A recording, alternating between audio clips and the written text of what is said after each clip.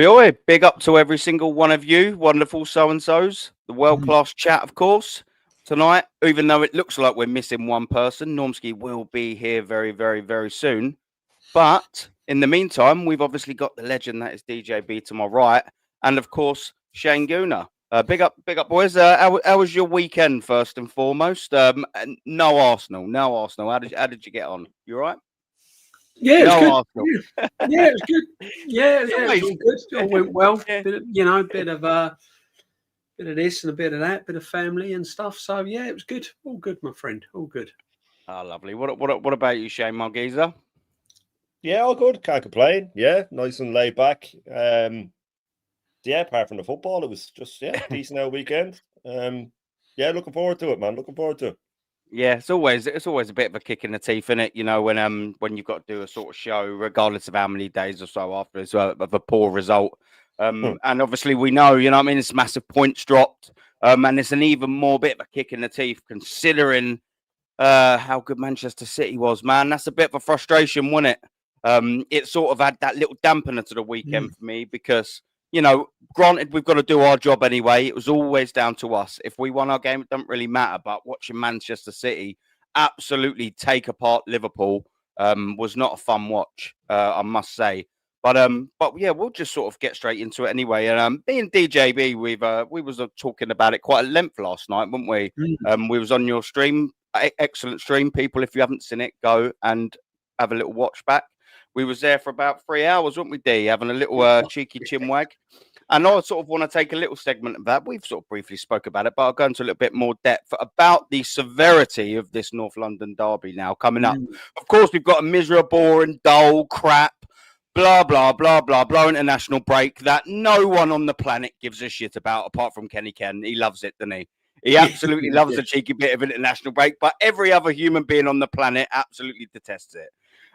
But of course, afterwards, we have got a North London derby coming up, boys. And look, listen, form always goes out the window anyway, yeah? Absolutely well and truly always does. But I still expect Arsenal to beat Tottenham at home. But that draw against Sunderland, it's not just losing 2 points, is it, DJB? It wasn't just losing 2 points and then obviously points in the title race for Manchester City's win. It adds pressure to these next run of fixtures now. And of course, that starts with that North London derby. Now, we've seen over the last few years, Mikel Arteta, when we sort of have a bad game, drop points, we almost go in clusters, don't we? And that's the frustrating bit about it. You know, we don't ever really seem to bounce back and just go, okay, we've had a nice 5-win, 6-win match run. We've drew, now let's go on another 6. We always have these nasty little clusters of form. And we've got Tottenham at home and Chelsea away. How big and important is it for Arsenal Football Club not only to obviously get back on winning runs, but beating Tottenham? Do you reckon that could revive and spark another 5, 6, 7 match winning run, D? It's a big game now, and we've added pressure now, isn't it, mate? It's huge. It's huge. Now, look, at the end of the day, there was always going to be a time when we were going to drop points. There was always going to be a moment when we was going to concede goals. That was inevitable. But the problem is now, when you're talking about squad depth, when you're talking about best squads in Europe, top manager in the world, one of the top 5 managers in the world, and you spent over £1 billion, you're expected to go to Sunderland and beat them. Despite Sunderland, that's so entitled, though, DJB. That's so entitled. Yeah, I know, but that's how you look at it. That's how you look at it. I mean, at the end of the day, you know, they're the teams you should be beating if you're going to win the Premiership. Yeah, no disrespect to Sunderland, very good side at home, but you've got to go and do a job. And the problem is we've seen it time and time and time again. The manager cannot make the right decisions in big games, in big moments that big managers do to get over the line to win you matches. We've seen it. We see it last season. We've seen it the season before in big matches. And now we've seen the first glimpses of real pressure this season. And let's be honest, we've been winging a lot of the games. Atleti was a good performance. Newcastle, Nottingham Forest. Other than that, we've played him sort of, you know, as you were saying yesterday, Aaron, and we agreed, 45-minute spells or 20-minute spells. Yeah. We've been getting away with a lot. We've been getting away with a lot. But Sunderland showed us no respect.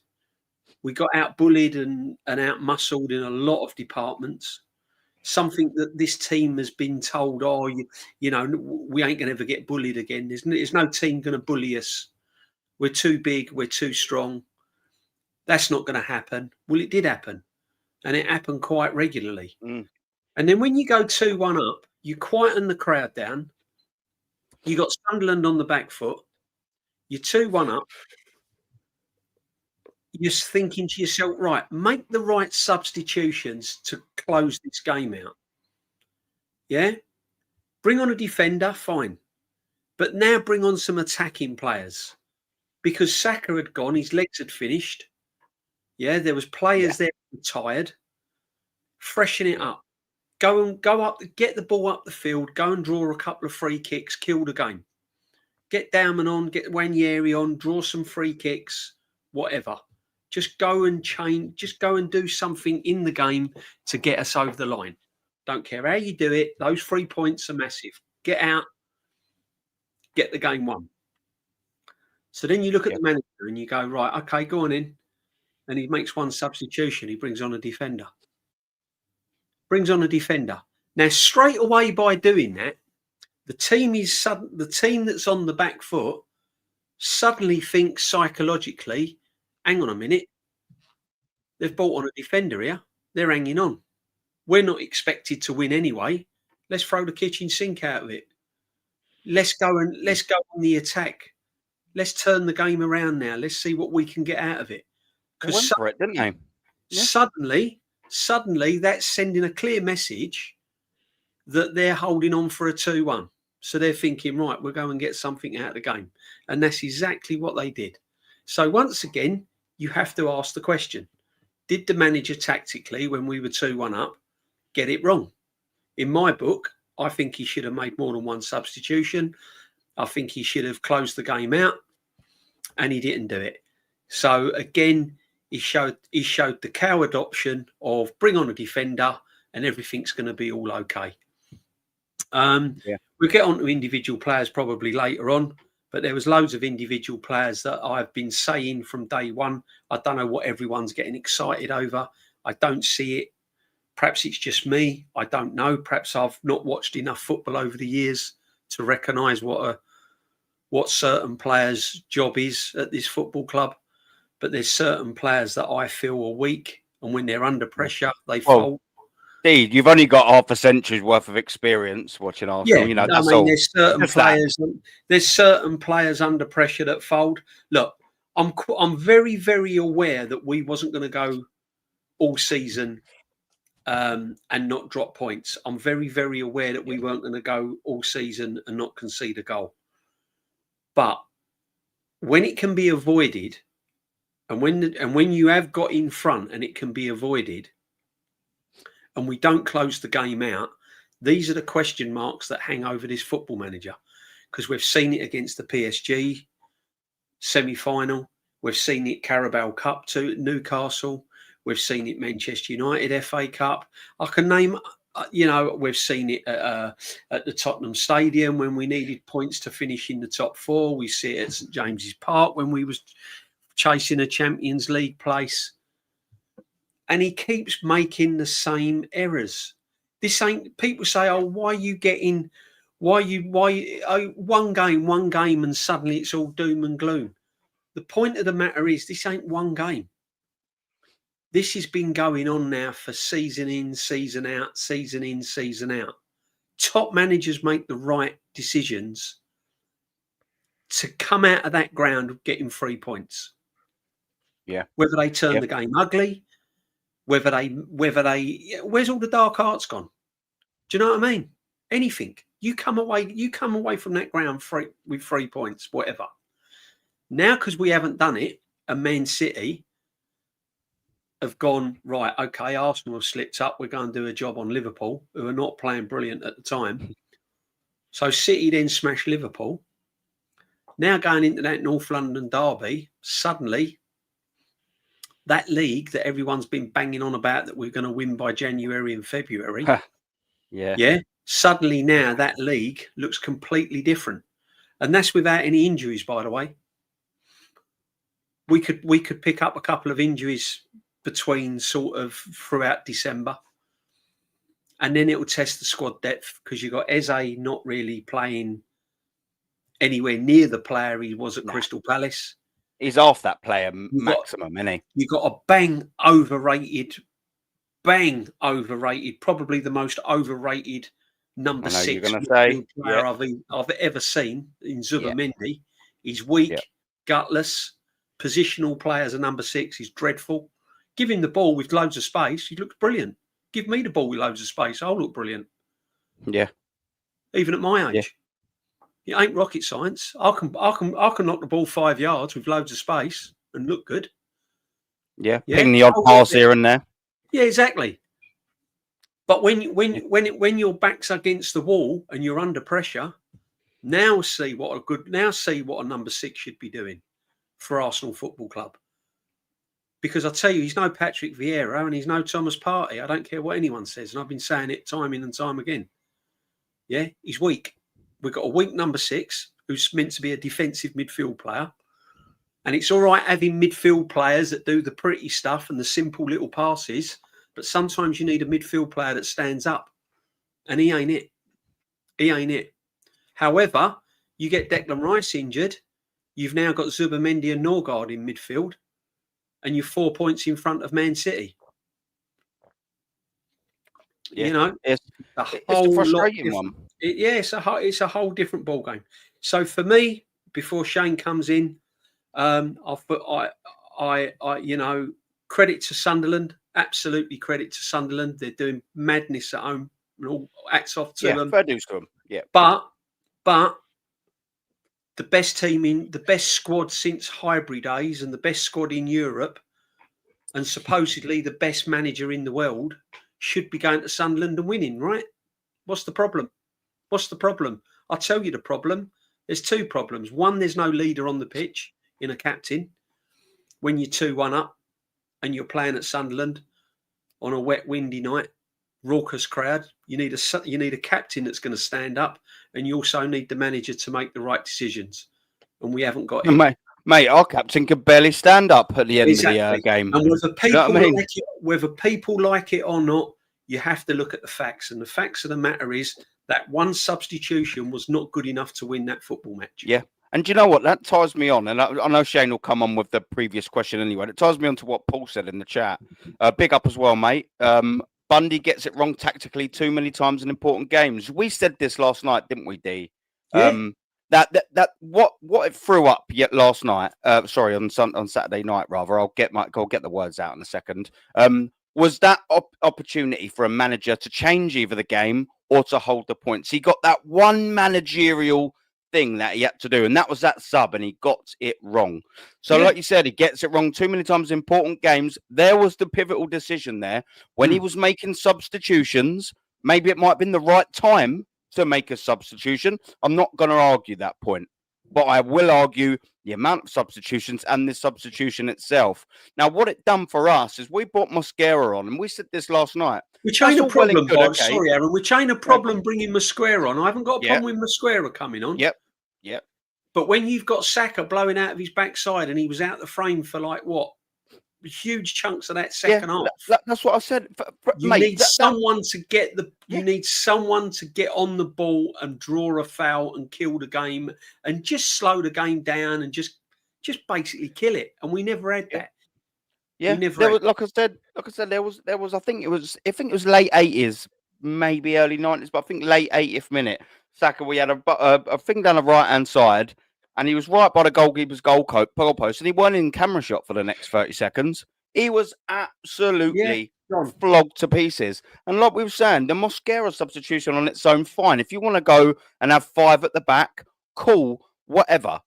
But don't whilst you're taking off a midfielder in Eze. You did have a poor game, by the way. But then you're leaving Declan Rice absolutely shattered to bits protecting you. Zubimendi, who's shit, by the way, at protecting the defence, and Saka, who's absolutely ran into the ground. What are you doing then by that?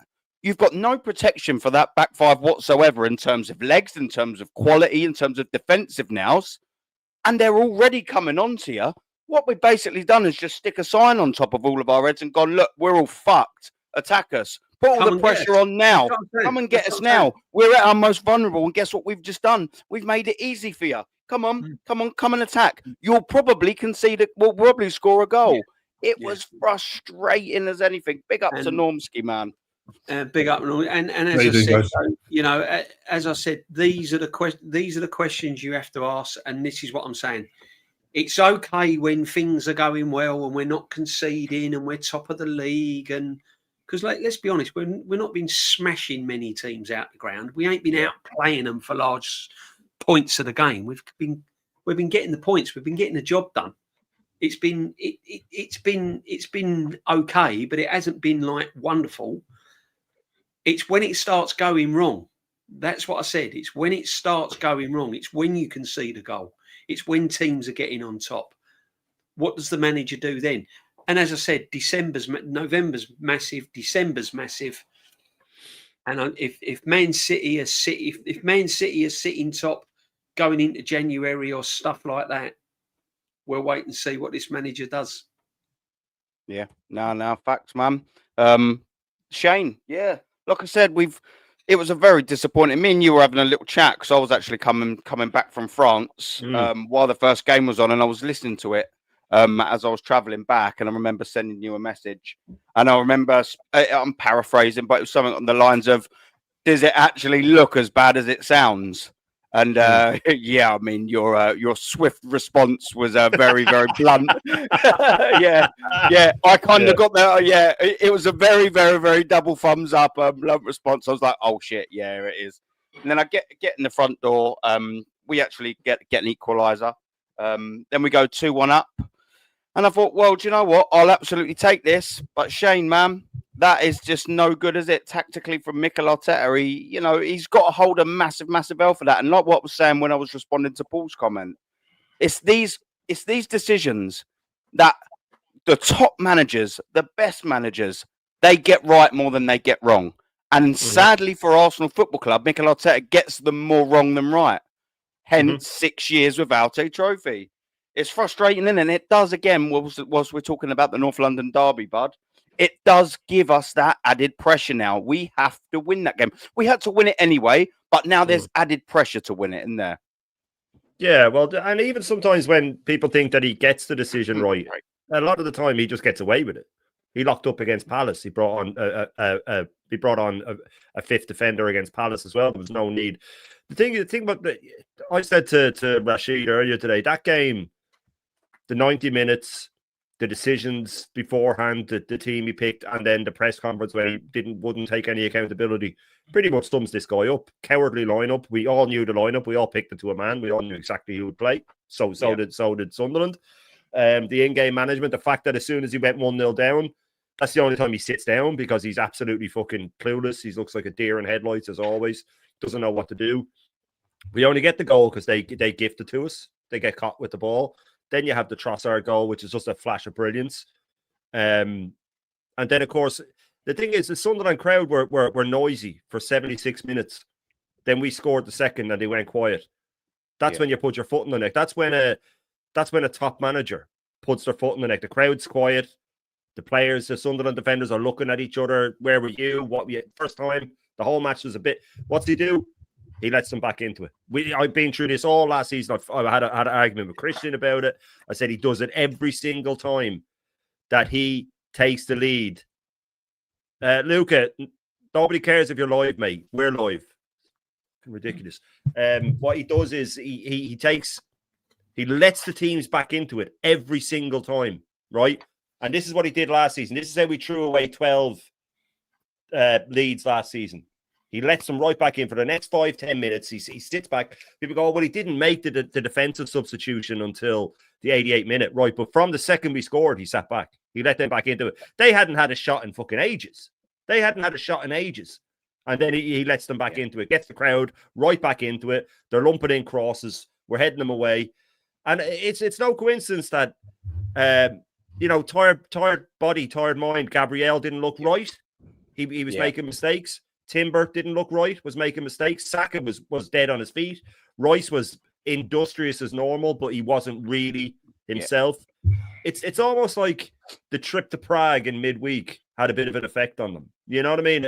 Why did they play? People say, well, they didn't get injured in the Prague game. Well, there's your result of it there. Why do you think that we give out about these things? Because we know what's coming. But that game was him all over. And this was coming for a while, people. This wasn't a one-off. We've been terrible in most games this season. Like you said, Aaron, the odd 45 minutes here and there. Most of the time we've been shit, right? We've been really a 45-minute team for about 2 years, haven't we? Let's face it. When's the last complete 90? Yeah. I'm telling you, and this thing about us having the best squad is an absolute myth, by the way. It's an absolute myth. You look at City's bench against Liverpool. This is without Rodri as well, by the way. They had Reinders, John Stones, Ake, Marmouche, Aït-Nouri, Savinho, Oscar Bob, Rico Lewis. That's their bench, right? Look at our bench. We've got injuries. Yeah, so have they. Rodri was out. I know, right? yeah. If you want to look at their first 11, Doku pisses all over any left winger we have. He's playing unbelievable. Haaland pisses all over Gyökeres. On current form, Bernardo Silva's better than Saka. Let's get it right. And Bernardo Silva's probably a better player than Saka anyway if you go through his whole career. Foden at the moment, he's getting back to what he was. He pisses all over the way Eze's playing. Nico Gonzalez looks like a proper 6 now. Really does look like a proper 6. He's really settled. So I'd rather have him than Zubamendi. The only thing that we have better is our defence. That's it.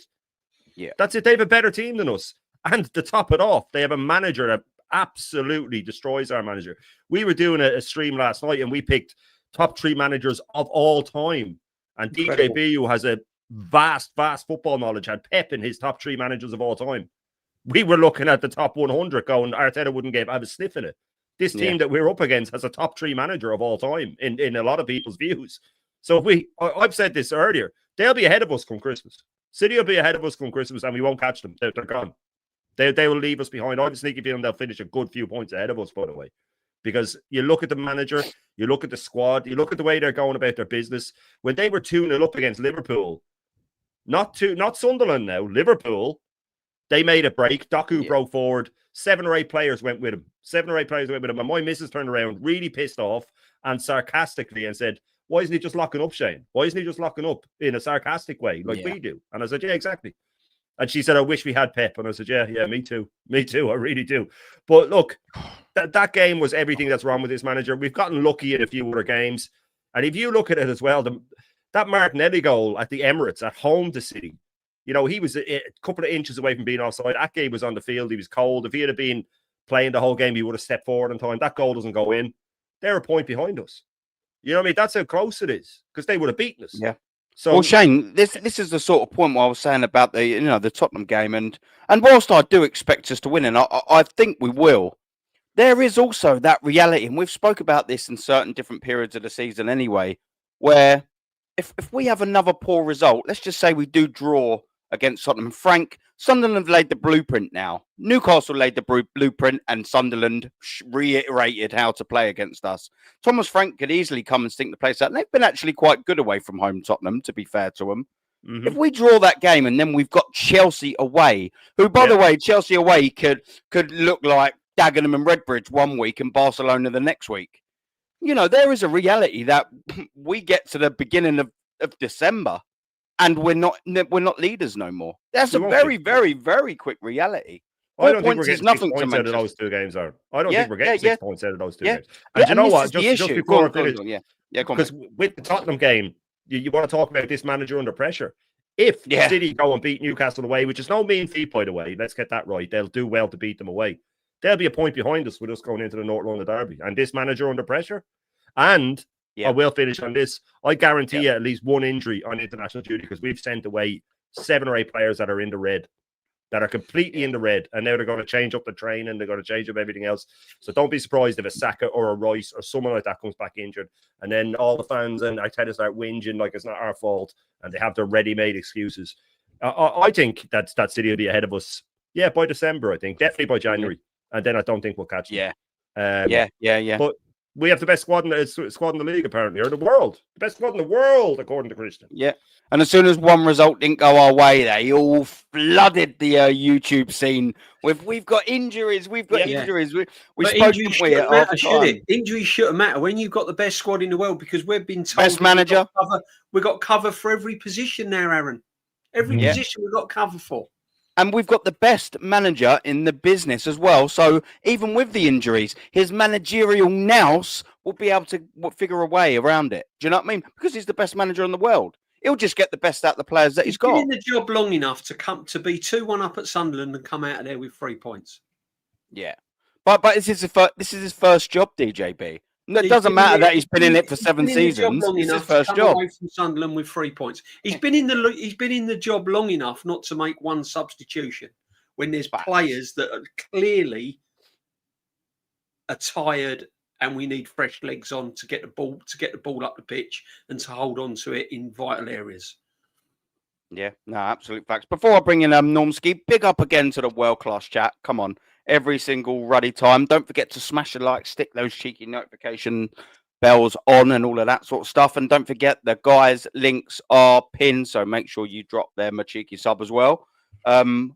Big up to the Suges in the building. Scott, I will get that in 2 seconds. Once Normski's done, I'm going to come into that super chat. That's why I'm holding that. So don't think I'm dissing you for reading the other ones out first. It segues me in nicely to what I want to say next.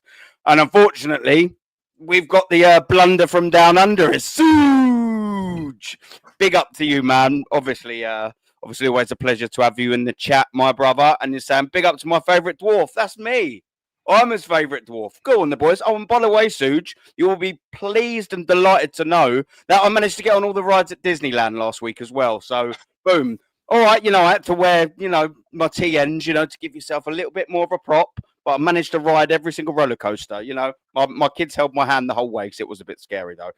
But yeah, big up Dwarf Bubbles. Looking Reindeer Adam, thank you very much. Thunderbum Mank Sean. The legendary DJB, obviously. And chat. Hit the likes and subscribe. And I'm sure you wrote that before. The absolute legend that is Normski is in the building. Oh, and of course you go on to say, and big up Mr. Invincible himself. Legendary Normski. Yep, we all love a little bit of Normski over here, don't we? He's an absolute geezer. Imagine this, Suge goes on to say, we have Spurs and Chelsea next. City have Newcastle and Leeds. December the 1st. Yep, you know what? Exactly right, man. That's literally what I just said. We could be second. Facts. Great minds, Suge. And we know historically we can be poor in January. Do you know what as well? It's historically we've been poor in November. Yep. Suge. And I hope, yeah. November blip. That's what we're known for, and it started. And just before I come in, big up to the world class chat, and big up to obviously DJB, big up to Shane, and big up to Aaron. Fantastic show. Sorry, I'm late. You're good, man. You know what I mean? But listen, I just want to before we go in and look at the game and why we ended up drawing the game, and the players were absolutely fatigued. I just want to address something in Mikel Arteta's press conference. They obviously like to talk about this record of losing, the clean sheet and all of this stuff like that. And he references a pain in his tummy because I didn't want to concede any goals. And it was obviously, he said that it was a goal, obviously, that was putting the game in a difficult position. Well, look, Mikel, I've thought about this a long time, and you know me, my background always determines how I feel. And when he said pain in the tummy, what can I think of? What guys? What can I think of? I wondered what that was. Here you go, guys. We have it. Now, the problem is, if we had taken that before the game, we might have been a different outcome.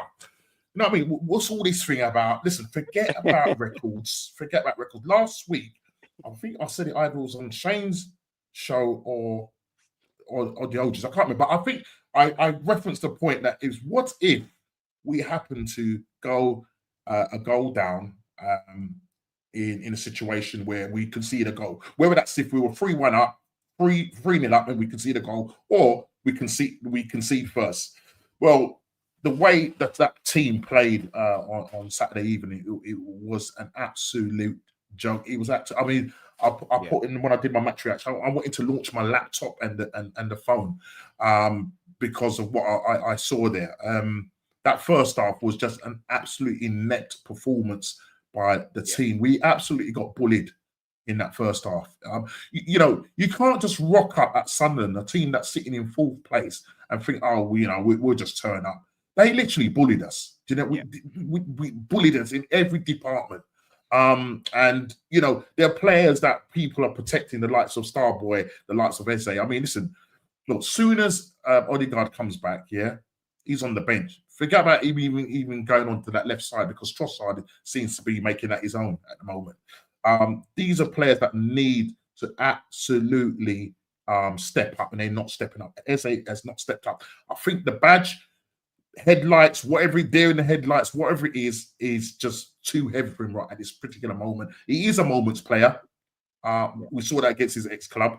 But we need more from him. I keep saying it. The IT solution, as we know, me and you, Aaron, we got we CEOs, mate. CEOs, we opened up our business early on last year, and he's not really giving back because we have the deepest squad. Bankrupting us, Norms. We're getting bankrupt. We're getting bankrupt. We have the deepest squad. We have the deepest squad. So therefore, we should have a striker when Gokras gets injured. But oh no, because why? Because Mikel Arteta decided that he's going to run this guy into the ground, fatigued. A lot of these players looked fatigued on Saturday. Absolutely fatigued.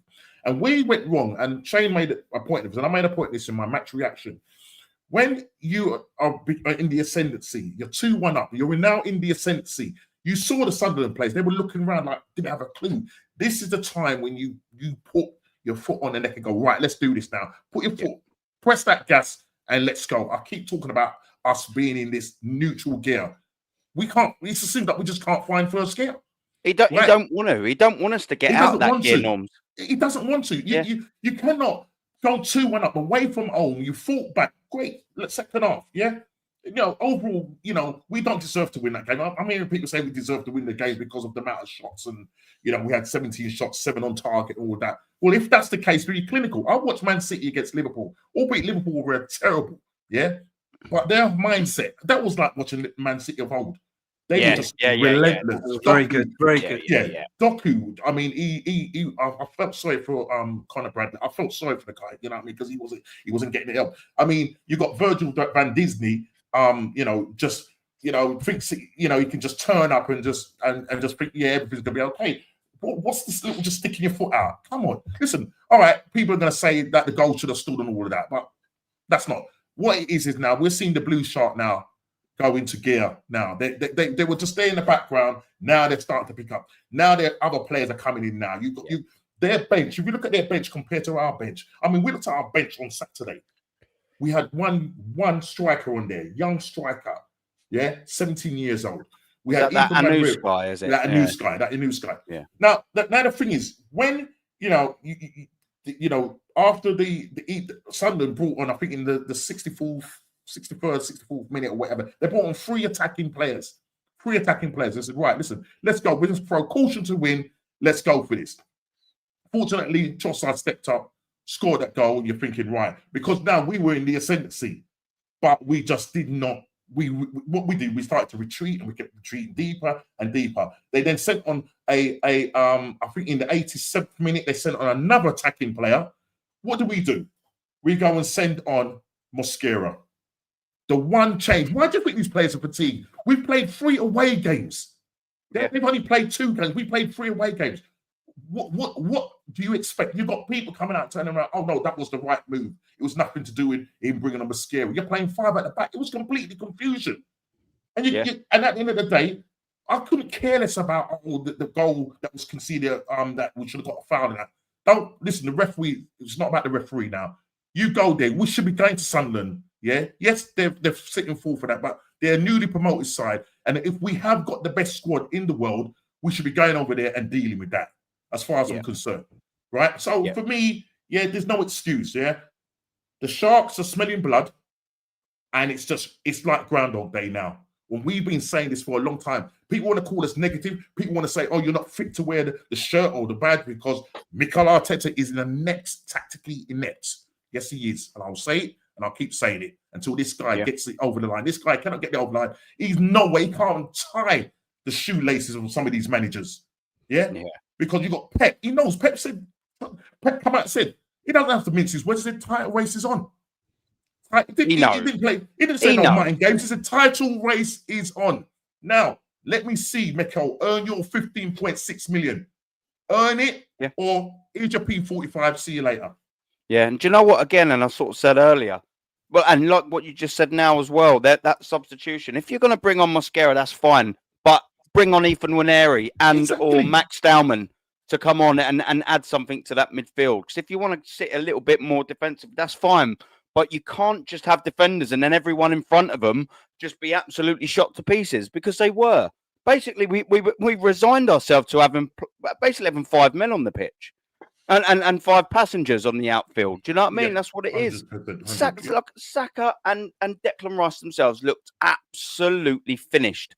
Absolutely finished. That, and like I said, and I'll repeat this. There was a time where Saka wasn't even in the television camera's frame for about 30 seconds. He was that fucked. That's right. He was that knackered. That's not a geezer that can't be asked. That's not a geezer that don't want it. That's a geezer that can't track back. He's fucked. Do you know what I mean? You see Declan Rice sometimes, he was like, you could almost see the mental process of him. He was like, oh, come on, no, just got to carry on. Just that little, when you duck your head and you just think, come on, I'll just try and give it a little bit extra. You can't go 100 mile an hour, 60 games a season for club, and then 10-ish for country. You cannot do that. And there's something that Shane mentioned, and he was in a role, so I didn't want to interrupt him. And there's something you mentioned as well, the Slavia Prague game. Now, midweek, when did Marino score that second goal? The 46th minute. That game was done and dusted. That basically means the game was, all right, 2-0's never done and dusted. But, I mean, it kind of is-ish against the opposition, against the team that we had out. So why is he not taking these players off? He's essentially got the whole entire second half to be able to squad manage that game. Why is he not doing that? So these are, again, these little parts of the seasons where you'll see a Pep Guardiola, he'll go, all right, cool, no worries, 50 minutes, 60 minutes, maybe he'll take 1 or 2 off, and then he'll take another 2 off, and he'll just gradually rotate that whole entire squad. Mikel Arteta just go, well, yeah, we've even got the third one at a reasonable time. Yeah, we'll just keep these lot on. Why? Look at what, and I always bring this back to the Gabriel one, because when all the Mikel Arteta lovers, they absolutely never like to admit that might just be Mikel Arteta's influence that's causing a lot of these injuries. Gabriel Magalhaes last year, week before he got injured, he was playing 90 minutes against a PSV side where at half time in the second leg, we were 9-3 up on aggregate. Why is he on the field? He's choosing to keep him on the field. There's no one else. It's his decision and his decision only. And he keeps making the same repeated mistakes. Solely his decision to bring on Mosquera, bring off Eze and just leave it as that. That's his decision, solely his decision. Cost Arsenal Football Club 2 points. And you look at the title race 2 years ago. That 2 points wins you that league. That is how this works at the minute. We could look back, and we've done it for the last 3 seasons.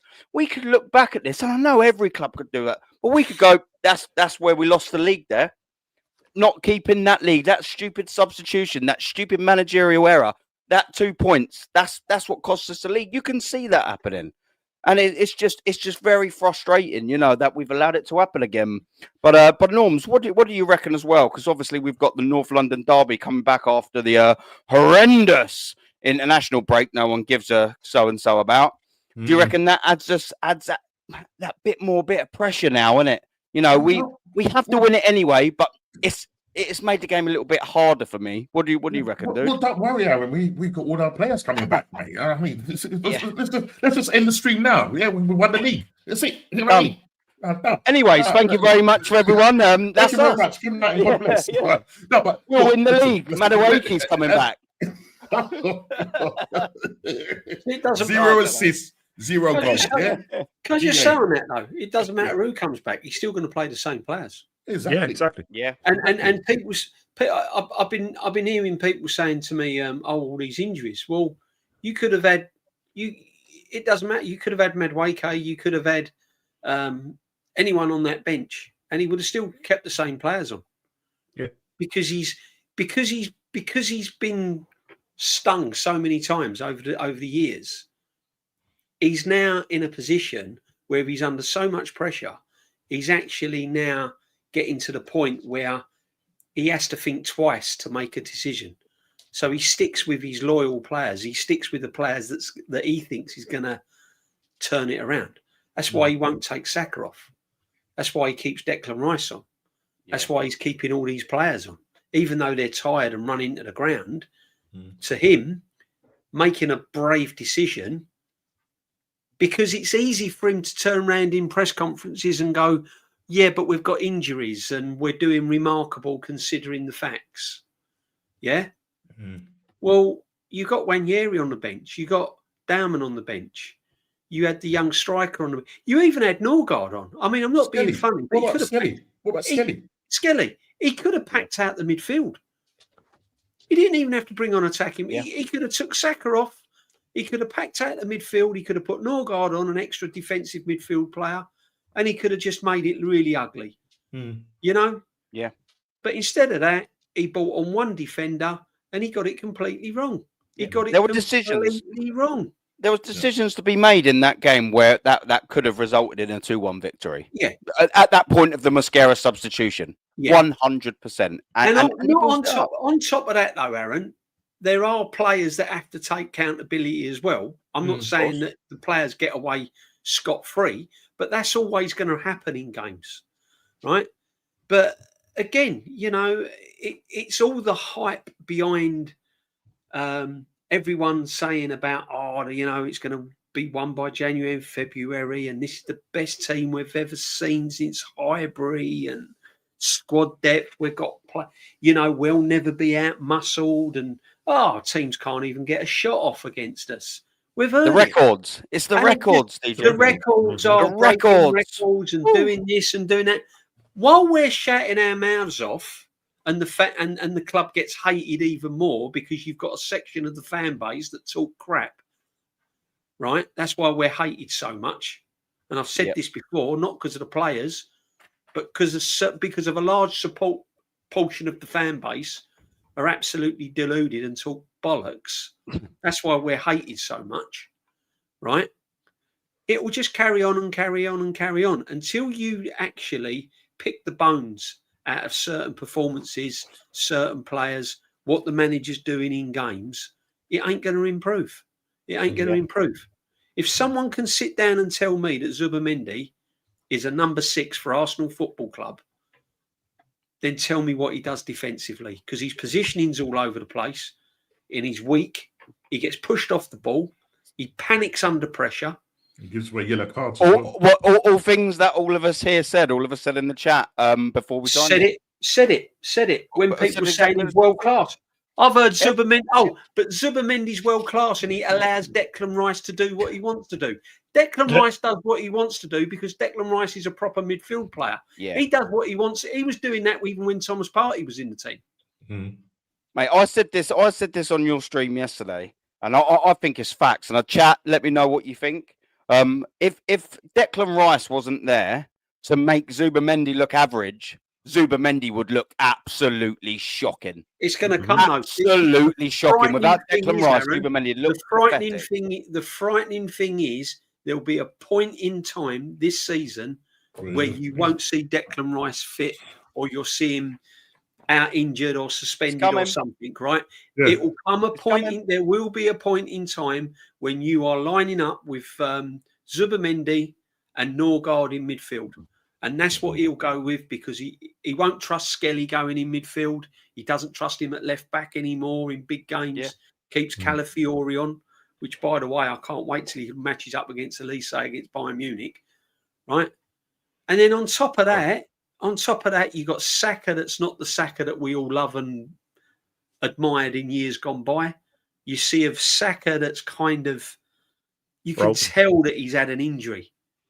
You can tell he looks laboured. If he was a racehorse, mate, you'd put him into retirement, wouldn't you? Yeah. You know what I mean? Sorry, boy.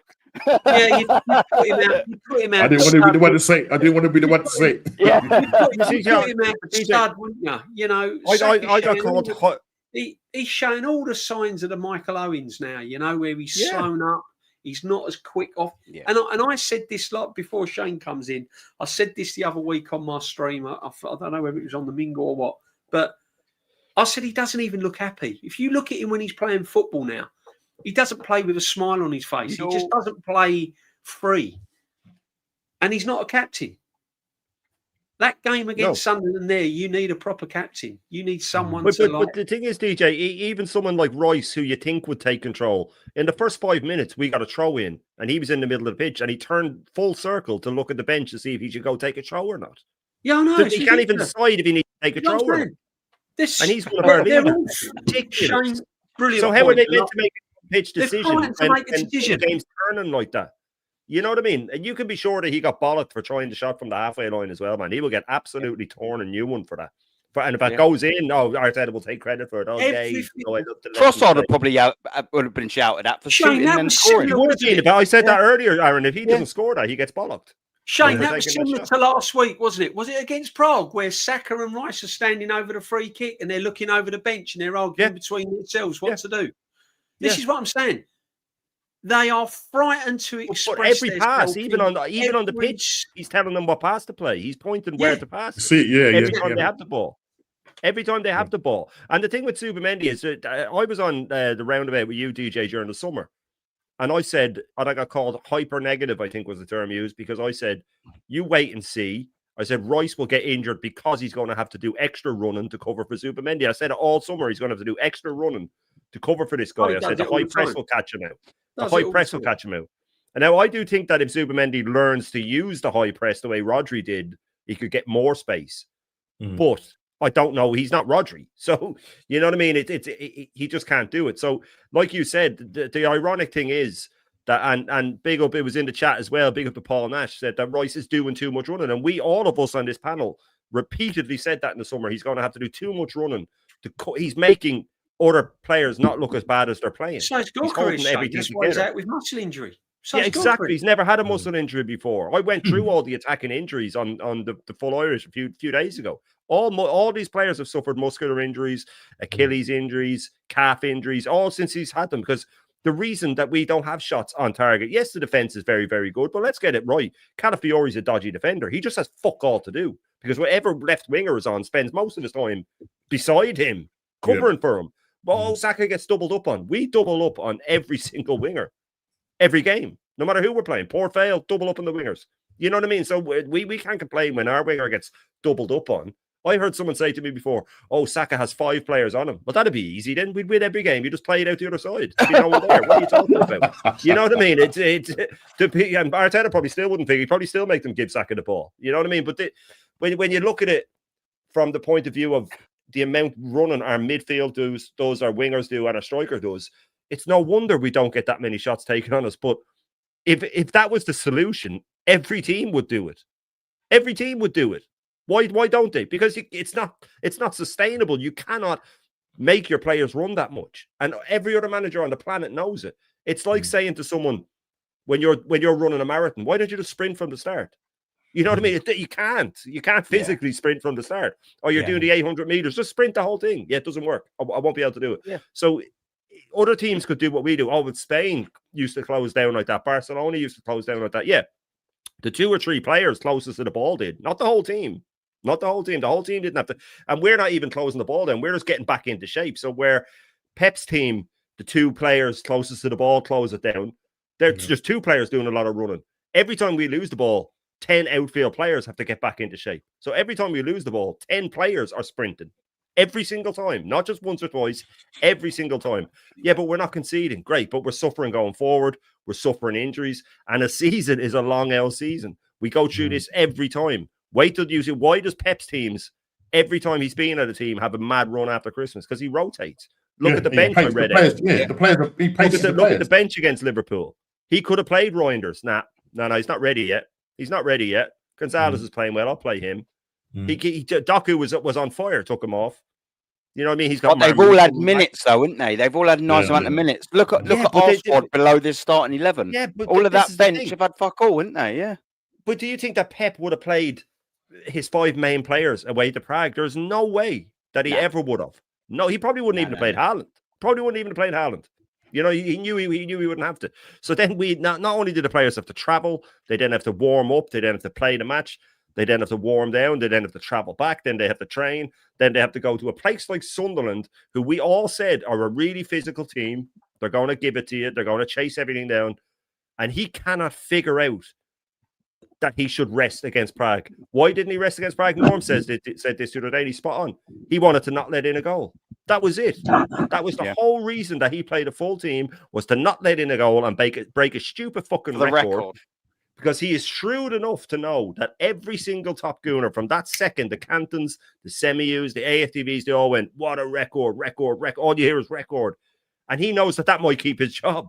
That's the way his mind works. So he is risk season. And people say you're crazy for saying that. I'm telling you right now, that's the way his mind works. Shane, this guy only thinks about it.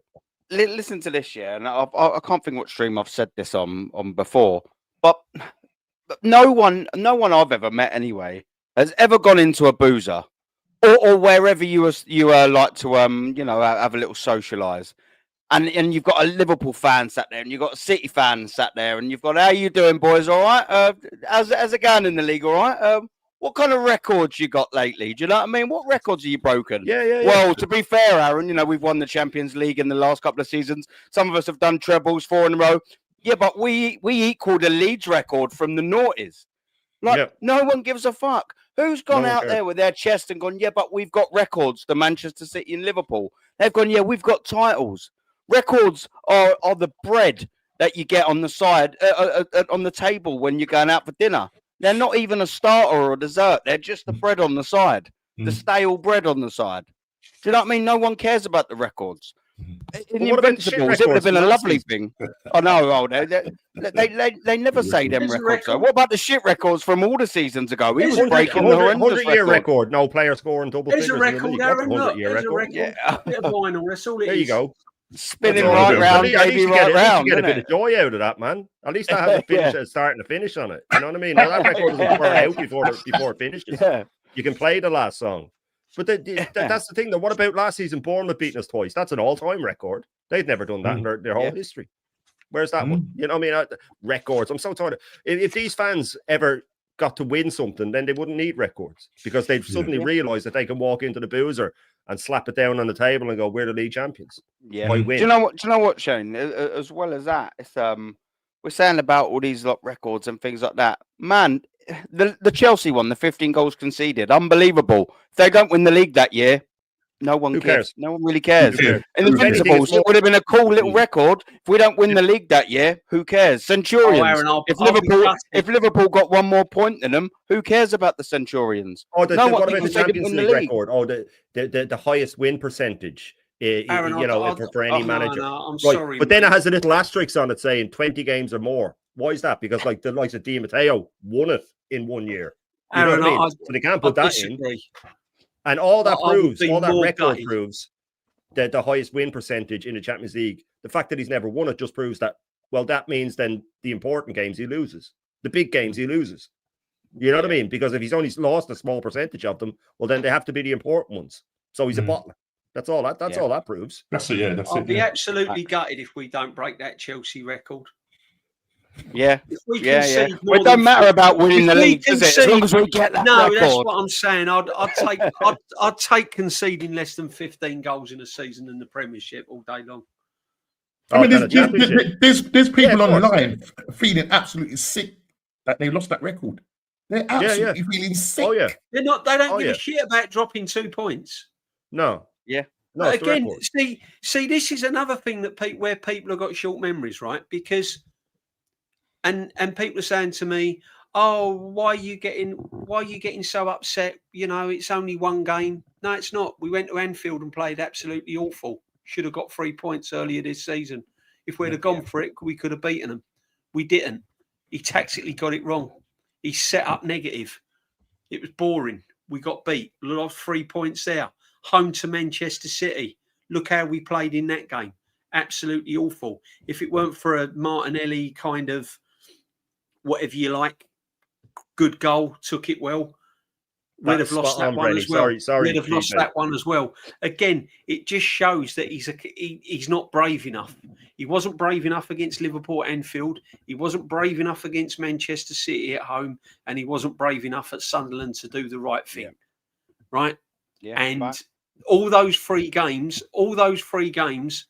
has cost us. We lost 3 points against Liverpool. We lost 2 points at home against Man City, and we've lost 2 points at home against Sunderland. And if we lose the league by 5 points, 6 points, you look back at those games. They'll be looking back at those games. AFTV will have all their studio out and all their paraphernalia and going, right, let's analyse the season. Now, I think it's when we went to Anfield and when we played Man City at home is the reason why we lost it. No, because at the time they're saying, oh, well, you know, we was beaten by a Weldy and... I like your simpleton Top Gooner voice, by the way, D. No, it just makes me sick. The bottom line is this manager has got to prove himself. He's got to prove himself. And at the end of the day, in big games, he doesn't prove himself. Do you know, you reminded me of a little bit with that simpleton. Was it Frank Spence from Some Mothers Do Have 'Em? Oh, yeah. Like that, yeah. Yes. The cat did a whoopsie in my hair. I've done the Brian Clough impression the other day on Shane's topic. That is spot on, by the way. That is absolutely from all your trophies and all your medals and all your pots and your pans and throw them all in the bin. Because you haven't won nothing. Now then, young man. Well, now. Then, young man. Serious question though, DJ. When it comes to Clough and what he did with Forest and Derby, would you have that as good as Arteta taking us from 8, or would you have Arteta taking us from 8 as higher than what Clough did at Forest? It's a tough one. I know it's a tough one. I can name Dagenham and Redbridge managers that have done better things than Johnny Steele at Dagenham has done better than Arteta. Yeah. On about a budget of about 20 quid. Roberto Di Matteo has. Yeah. Roberto Di Matteo, mate. Do you know what as well? You can even extend this. Remember? In all severity, right? He should be where he is. I mentioned this. I think it might have been either on my earlier stream Sunday or yours, D. If you actually look at the length that this manager's been here, even exclude the finances, just totally exclude it. All the other managers apparently that this guy's better than, or at least equal with, i.e., the Klopps, the Guardiolas, the Fergusons, and everyone in between, the Mourinhos. What did they all win in their first 6-7 seasons of their managerial career? All of them won numerous stuff. This clown's won an FA Cup in the first 6 months, and it didn't even. He got helped along by it, and they got rid of that whole entire team. Slag off, by the way, that weren't good enough. That's before he got total control. He took over. He took over complete shambles. Well, that complete we were going to get relegated. Won this manager his trophy. They dig out on total control, and you see the real him. Yeah, they dig out on Mourinho. Even though we play sort of similar-esque sort of stuff, but they dig out to Mourinho and then sit there and think, oh yeah, well, he won the league in Porto. Oh yes, the Farmers League, but he won the Champions League for Porto. He won the Champions League. Yeah, exactly. And you sit there and you're thinking, what's this geezer won? What's geezer? That is absolutely nothing. In his first, he's been a manager in 7th season at Arsenal Football Club, and he just ain't got the CV. I just don't understand it, boys. Ain't got the don't understand where the love. Yeah, and that's it. Do you know what I mean? We've got some of these top gooners. Some of these top gooners are, Dandy Man, isn't he? I mean, me and you were talking about it, Shane. Dandy Man. You say Arteta 3 times in the mirror and he spaffs in his pants. Like Jim from American Pie. Ooh. Yeah. You say Arteta 3 times in the mirror, he appears behind you. Yeah. Yeah. That's classic. A little sneaky one, isn't it? Do you know what I mean? Yeah, we don't want that. Come on, man. Come on, man. They love it as well. They love it. Yeah. Did anyone see this? Big up to Scott as well. I've been waiting to talk about this. Yeah, and he's saying Raya over Lehman, according to AFTV. And I did see AFTV. They added content. So who was it? What donut was it? Well, two of my favourite Arsenal players, by the way. Was it what donut was it? Ray Parlour or Keown? Put Ray Parlour put Gabriella. Ray Parlour. Was it? Gabriella this had is a what Sol we're Campbell. getting. Fucking disgusting. He played with what is that all about, man? What is that all Gabriel about? ahead, Saka ahead of Lundberg. Yeah. Oh, yeah. We know why. Yeah. Exactly right. But this is what AFTV are doing all of that. And Scott, you're right. This is coming out of the woodworks now. All of the expert top on AFTV did it. Pinkus, was it? Well, there's a plethora of experts. You'll have to narrow it down. There's plenty of experts. Oh, there's so many experts there, man. So many experts. Fucking hell. I mean, the best in the business, isn't they? Do you know what I mean? Best research department, mate. Mate, it's unbelievable. I mean, I could listen to them for hours, and do you know what I mean? The knowledge just fills me. Yeah. Encyclopedia of knowledge over there. Absolute encyclopedia of knowledge. This guy is an invincible. When playing in goal, when all season unbeaten, playing in goal, and they're putting Raya ahead of him. Considering Robbie Doyle put David Seaman ahead of Lehmann in the Champions League final because he thought he got sent off. So that's what you're dealing with. Like, you know what I mean? That's the knowledge that you're dealing with over there. Remember David Seaman got the fuck off back. It's not even as if it was a forgettable performance for the goalkeeper either in that Champions League final, is it? Do you know what I mean? Classic moment, it's a classic moment. You know what I'm saying? He was the first ever player as well, I think, in the CL final to get sent off. And it was a goalkeeper, isn't it? Do you know what I mean? I mean, it couldn't be any more of a highlighted position. Do you know what I mean? That's like saying Jimmy Greaves got a hat trick in the '66 final. You know what I mean? That's it. Really is that ridiculous. The thing is, Seaman had gone to Man City, then retired about 3 or 4 seasons before that. So it weren't even as if it was that season straight away, is it? Do you know what I mean? Oh, it's just embarrassing. But they are an encyclopedia of knowledge over there. Professionals, they're excellent. So make sure you do not go over and subscribe to FTV because they talk a load of bollocks. All for this. They peddle it's for you, but it ain't. It's for you, morons. Sadly, but yeah, man, it's madness, isn't it? When I see that Raya and things like that over Lehmann, that's what's happening now, boys. This is all coming out the woodworks now. We're seeing Timber, and I like Timber, by the way. I still wouldn't even let him get in over Lauren, man. Lauren's so overrated, but these guys don't even know what a Lauren is, do they? Most of these, they just see, but Timber's great. Surely he must do. Lauren was unbelievable, man. They presume Lauren plays for the ladies' team. Yeah. Or they might think it's a perfume or something. I don't know. Yeah. Just Ralph. Who's this Ralph Lauren? A lot of these fans that are in their early 20s were only like 14, 15 when Unai Emery was in charge. So before then, they must have been about 7 or 8. So, DJ, we were talking about managers from the 50s and stuff like that, though, last night. This is the best they've seen. But DJ, we were having deep conversations about managers from before we were born last night. So there's no excuse for them not to know what happened. No, it's no excuse. We were talking about Matt Busby, and we were. They don't you want know what I mean? They've been brought up on XG and FG and frigging SMG and whatever the SMA, whatever. You know what I mean? SMA milk. SMA milk. What's going on here? SMA, SMG. That's what they're being fed, isn't it? Yeah. Some of them probably would put Trissard over Perez. I wouldn't be surprised. It's madness. Yeah. It is so, isn't it? They probably would. Yeah. Or who's Robert Perez? Only a World Cup winner. Do you know what I mean? Only the midfield. No, I think what I mean with is when he's putting Saka ahead of Lundberg, mate. I'm sorry. Believe it. Unforgivable. That was finished. Gone. Unforgivable. It's horrendous, is what it is. It's absolutely disgusting. But these are players. These are top players that have played with them. Played with them.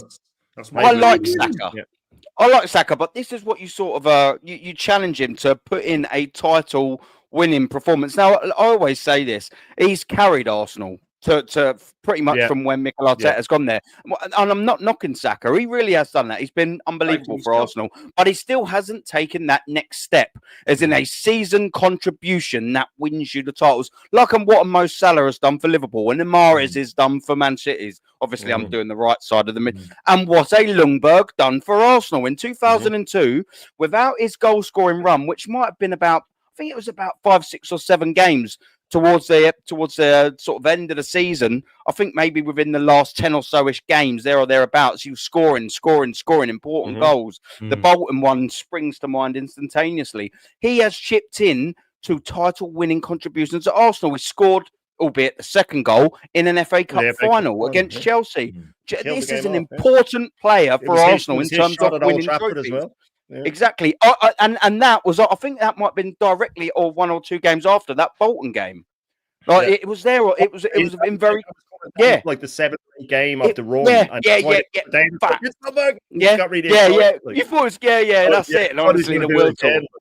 You thought he was going to go do it again because he was on that run and he put through, and you're like, Ljungberg's going to do it here, and obviously, thankfully, he was a part of it. Probably would have got a little cheeky assist for that, but either he was massively important in Arsenal winning a Premier League title and FA Cup. You can throw that in there.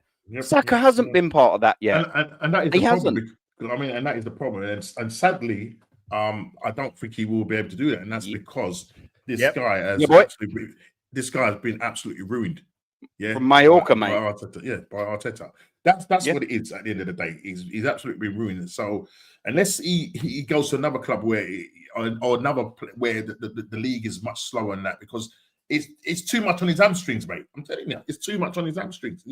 And he's carried Arsenal for a long time. We know that, but the thing is, he's not got us over the line. So you can't cast, as far as I'm concerned, cast him as a world class player. Because he hasn't done that yet. Until he take the penalties away recently, Norms. Take the penalties away from him recently, and you know what I mean.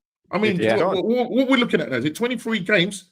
What, and how many goals? 4, and I think 2 or 3 penalties. I think That's the problem, you see, and it's just he can't do it anymore. So I was on with Rashid earlier, and he said he was sort of getting me to rate Saka, and I said, right, well, is it hamstring Saka or broken Saka? Because he's broken. This guy's broken. You know what I mean? You remember one of the first times I was on with Aaron, and I was furious because of Arteta being smug, talking about how many games Saka's played in a row. And I thought, it's fucking disgusting that you're proud of this. You're proud of when he broke Merton's record, isn't it? And he was so happy and smug about it. And I was thinking, you should be ashamed of yourself. And I always say, you flip that to Wenger talking about Wilshere and Fabregas, and he's nearly crying because he knew he was playing them too much, and he's so sorry about it. And he said, "I had that's the difference, man. That's the difference in it." But look, I said it at the time. As soon as he got that hamstring, I said, even if he's not rushed back, you'd be lucky to see the same Saka. We all said it. Every one of us said when Saka went down, we said, I don't want to see him again this season. Do not play him again this season. But I don't think it would have made a difference. Michael Owen, I always go to Michael Owen. Any player that needs a burst of pace, grade 3 hamstring, they just can't be the same again. They can't. And then he goes and gets another one, and then he gets brought back 3 months early from the original one, and he just looks dead to me. He looks sad because he can't do what he used to be able to do. And I think he thinks because I'm 24 and will come back. Yeah. You can see it's frustrating for him, and it's also frustrating for us. And unfortunately, because of that, it's like he ain't GA and he ain't doing whatever he's doing, and then it's like, look, bro. But the problem is that Arteta won't drop this geezer. He just won't drop him. He won't. He'll try and force him to find form that isn't there anymore. Yeah, that's it. Yeah. And a proper coach, he'll break down again. Well, what Slot did with Salah last year, he said, right, you can't beat players the way you used to. Salah how many times did he play a true ball from the right wing with his left foot where he drilled it with the outside of his foot and played? He adjusted his game. Ronaldo adjusted his game, or 9 Ronaldo, or 7 Ronaldo adjusted his game, became a forward. He had to learn to not go looking for the ball as much. He didn't have it. He adjusted his games. Players, even or 9 Ronaldo adjusted his game after his injury. He still devastated. He wasn't powerful. You know what I mean? He had to stay around the box a bit more instead of picking the ball up and running at him. So Saka needs to be told, you can't really do what you did. You'll have moments. Saka will still have moments where he shifts inside and slaps one in top corner. He'll still have those moments. But, you know, shift him out to the left or something and say, just take a touch and whip it in. And you can't, you won't have to use your burst of pace as much. But this manager won't. He'll just keep playing him. And then he'll hope that he gets those little moments where he belts it in the top corner once or twice and he goes, see, he's still the same. Because these fans, they don't watch football, man. They don't watch it the way we watch it. They just go, oh, I hope Saka scores, or I hope. Pincus's thing about Saka's form was, oh, well, we should never drop him because the people go there for the feels and they like to see Saka's name on the team sheet, so you have to play him. Really? That's how a club should be run, mate. You know what I mean? This is. What's the point in having a manager? What's the point in having a manager then? No point. No point. You may as well just let the fans vote for the team. Just gonna say it. Yeah. Facts. Have a little digital thing on your seat. Yeah. Sit down there and just send in and the percentage. There you go. There's your lineup. Save yourself 15 million on a shit manager. You pay more money, your vote counts more. They can make more money. Probably a quid every time you tap the button, isn't it? Plus the admin fee that they love, isn't it? The admin fee that the algorithm for the computer does, but it's still an admin fee for some strange reason. I don't know why. Big up JCG. And he's saying big up to Aaron, big up to DJB, big up to Normski, and big up to Shane. And you're saying big up to you, my brother. Top Gooners say we should have won. Sorry, let me read that again. Top Gooners say we should have win. Not in my opinion.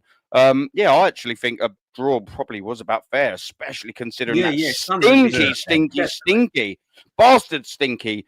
First half, and Rice gave it away in the 90th minute. He was double leggy, wasn't he? You know, the whole team were a little bit sloppy. We could have been punished more. I agree. I mean, when he slips, when he slipped that time, and it was just like watching. When he slipped, he said, "I can't let the side down." When you see it, it's just like because anyhow that guy got onto that ball, and he just put all the last little bit of energy that he had left in him. He's literally blowing out his bum. Finished. Finished. And JTG jumps back in again. And I'll just give you a little bit of advice here, JCG. Don't turn into that Pillock Suge. Yeah, you're on my good side, you're on my good side. But Aaron lookalike Kai Havertz. I like you, JCG. Come on, let's not go down this avenue, you saucy sausage. Go on, man. Now, big up to you, of course, and big up to Sue. Can I just answer Charles 87 in the chat? Charles, I weren't digging out young fans. Don't get me wrong, because trust me, the worst fans are the fans of my age that are deluded. Yeah. Because they've been there and seen great Arsenal teams. They've sat near me and stuff. It's unforgivable. I've got Arsenal fans my age that sit near me and still put some of these players ahead of brilliant players gone by over and when we often say that, TJ. The older fans I'm just having a bit of fun. Listen, all the fans, not all the fans are deluded, trust me, but there's a lot of older fans that are worse than the younger fans. That should know better. I just needed to put that across because I weren't just categorising Young's fans. I don't understand about the broken legs and all that. You didn't have no choice, mate, when you used to go football, but there you go. It's a different story. Sometimes what can you do? Do you know what I mean? Sometimes what can you do? Trying to pull up that image there, Aaron, of the Blue Sharks are coming. Oh yeah. Blue Sharks are coming for it. But Aaron is saying, doesn't that have another meaning as well? In the early days, the early days of our streaming. The Blue Sharks are coming, man. Do you know what? I used to have the Jaws sound, but I've lost it. Shane. I know. That's what I was going to say.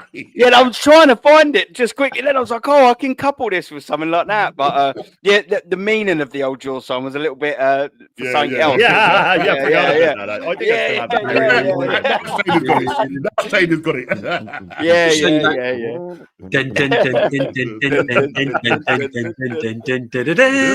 The Blue Sharks are coming. They're coming to get us, and do you know what? They've got to be favourites now, haven't they? Because you know what? We always say this about Manchester City. They just turn into a different animal, especially when they can smell blood. The Blue Sharks are coming. It sinks quite nicely. When they start smelling blood, they'll be smelling that, and you can see on Pep's body language what he's saying.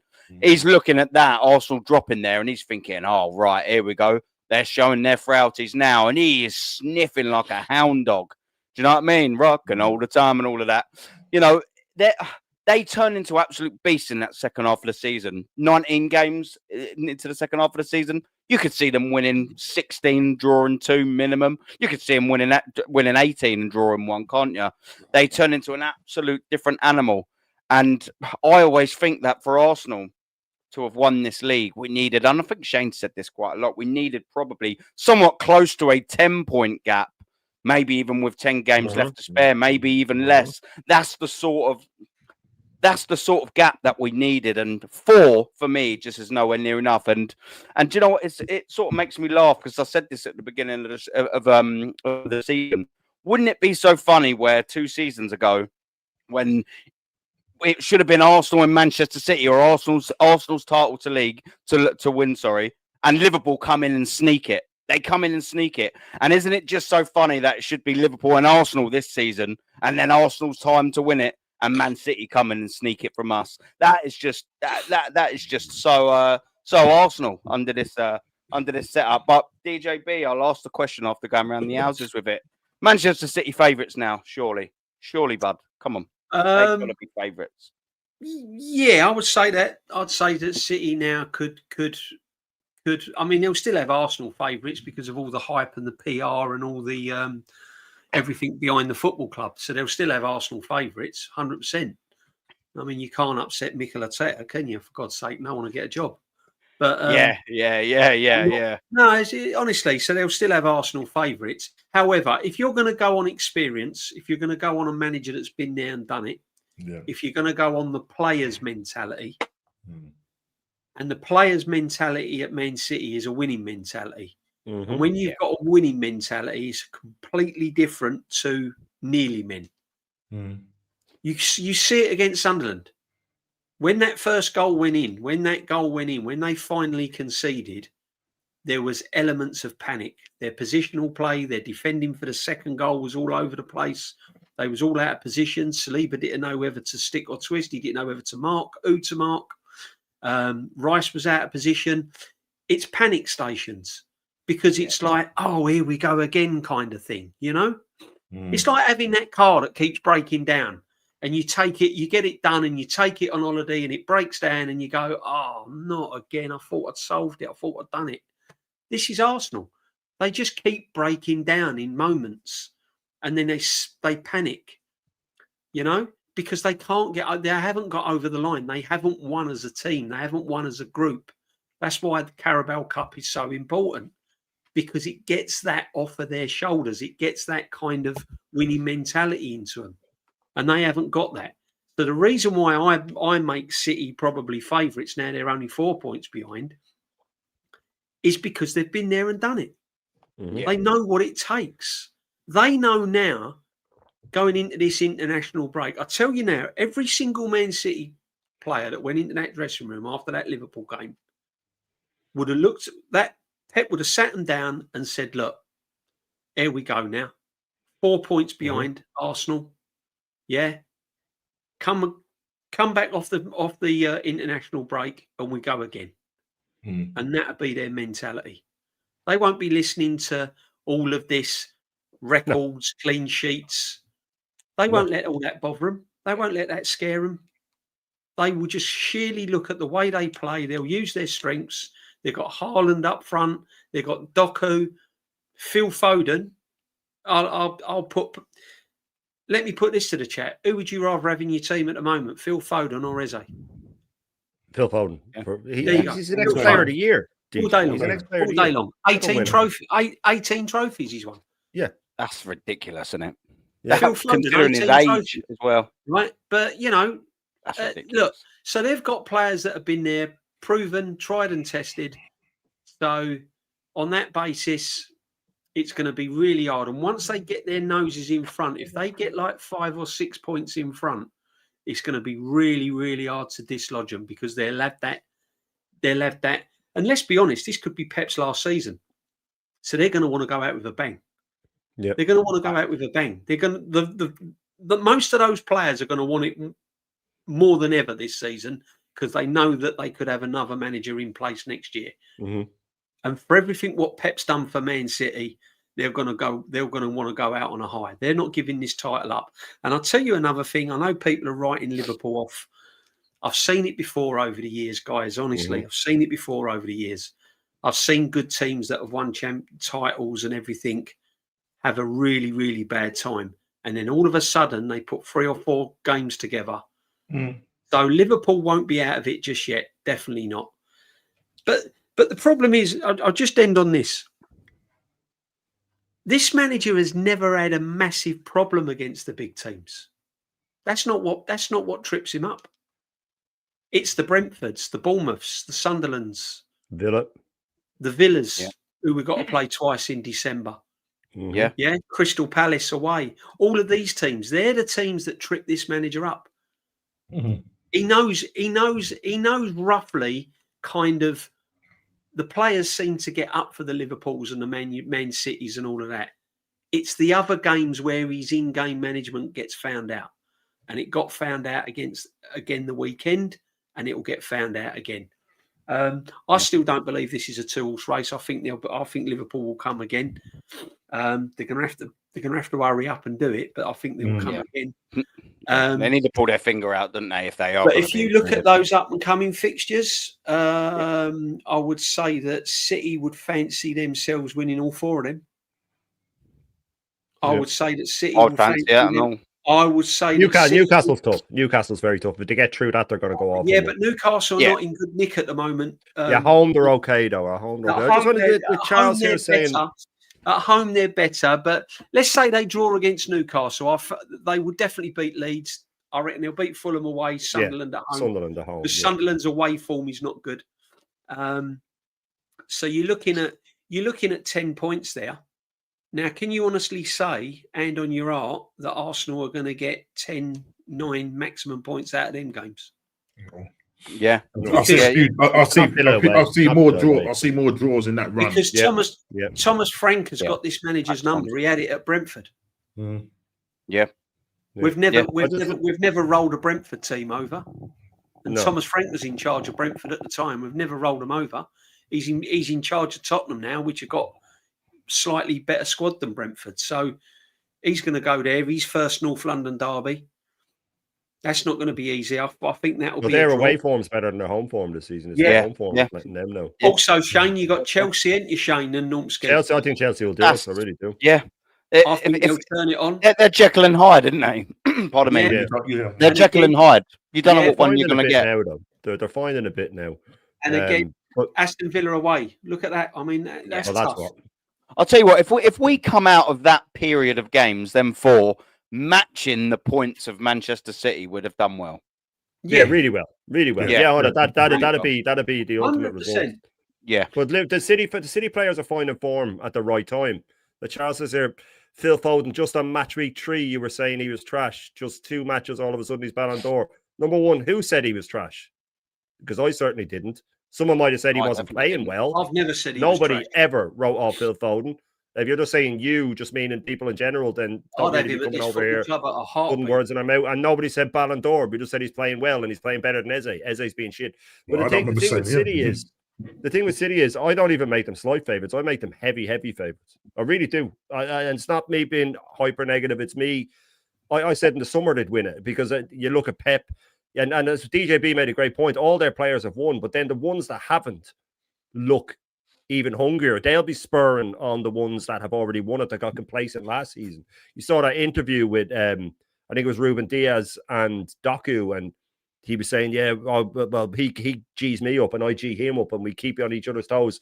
That's what they've got. They've got the perfect mix. I think last season they had too many players that had won loads of leagues in a row. And they might have got a bit complacent. Now they've got players, they've got a mix of the ones that have won loads, and then these other lads coming in, the Dokus and the likes, and the Gonzalez's and the Reinders, that they're going, I desperately want to win the league, and they're reigniting that passion in all the players around them. So to me, I was flabbergasted when people were writing City off in the summer. Like I said, we read out the players they had on the bench against Liverpool. Absolutely fantastic play. The players they had on the pitch. I just think it'll come down to rotation, where she's already showing that he's doing it better than him. We're already getting injuries. and it will come down to experience. It will come down to being able to handle pressure. And why don't we stack up Pep's trophies next to Arteta's and see who's better at handling pressure? Yeah. You know what I And mean? you look at that top bit on Sky Sports, Shane, twice in the last 3 years, Manchester there City you go. come from behind and then caught Arsenal. You stack up the medals of the City players and Pep next to Arteta and the players' medals since he signed them. And one of them is just a single FA Cup, and all those players are gone. So there's nothing actually for Arteta and the Arsenal players.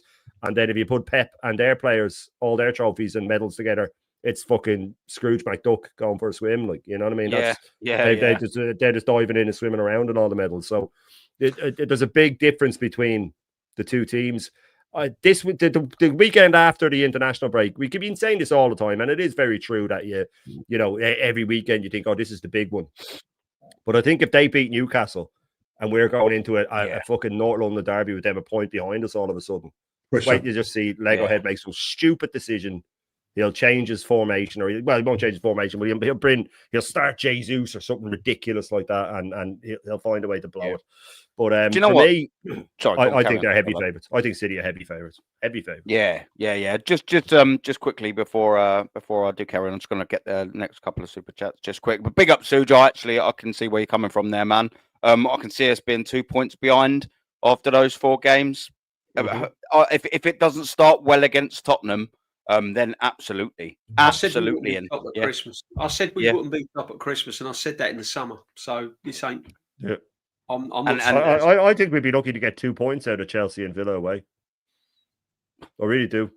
Yeah. I could see us getting 2 draws, but I don't see us winning both of them. I really don't. I mean, think of the injuries we'll have by then as well. We could be without Rice by then. We could be, You need to have hoped, and I hate that word hope. I really do.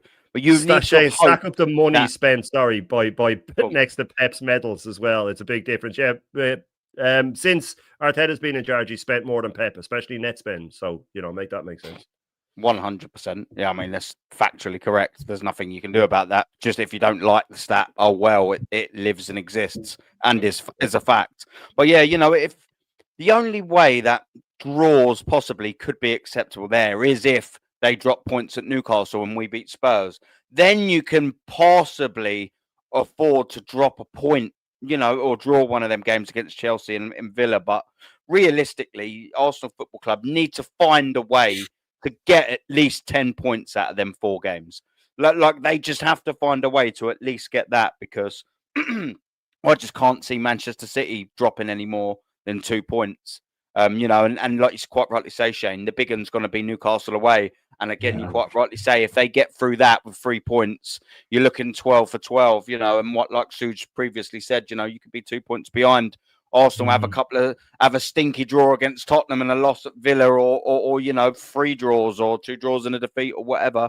All of a sudden, it's sort of curtains, because should that even happen, let's just say we're even on level points with Manchester City and would actually then be second by a goal difference.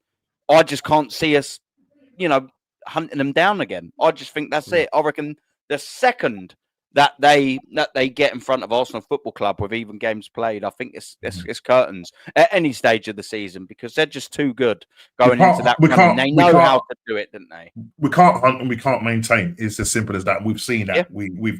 We've seen the experience of that and previous with Arteta at the helm. So I was just saying, going around and asking whether it's going to be Man City or Arsenal. Look, logic tells me that Pep, who has numerous amounts of medals, numerous amounts of trophies and cups and whatnot, I don't care about his records. He's probably broken those records. I don't even know whatever records they've broken. I don't even know. But what I do know is that they've got trophies. That's definitely something that I know for a fact. Yeah. So at the end of the day, you can just see Pep just say to his guys, you watch him after every game that he's now. The last few games where he's, they've just taken teams apart and he's grabbing hold of this player, and then they're looking at the camera. There's a ominous look about them. When Ireland looks across the camera and he's like, "Yeah, we're coming.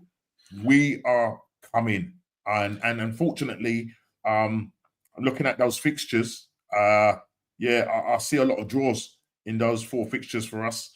And with Man City, as I said, the big one is if they win that Newcastle game, it's curtains pretty much. Yeah. It's pretty much curtains. And I just don't see no way back. We can't defend a lead and we can't chase. Yeah. So yeah. And we've got historical facts to back that statement. And we have, The thing is also there's a lot of factors on those fixtures as well, because we have got players coming back from injury. So, you know, if we're gonna look at the other side of the coin, is we will be a little bit stronger.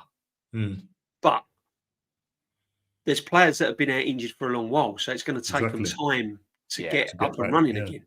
So if he then starts to do madness, like puts Havertz in, and then he starts to bring Jesus back, and then he starts to put Madueke in and drops Trossard and people like this, and they get injured again, you don't know what effects that's going to have on the team. So, you know, again, he's learning because now he's got choices to make. He's never had to make these choices. The team's more or less picked itself all the time. Now it's like, what do I do? Because he's going to bring Havertz in at some point because he absolutely adores him. Yeah, I don't think he likes the idea of having a big club. I don't think he likes the idea of having a big. No, he's going to bring Havertz. He's already said that, Norms. Right? He's got Odegaard to bring back. He's got his captain to bring back in, and he's coming back in because Eze hasn't done enough to keep the captain of Arsenal Football Club out of the team.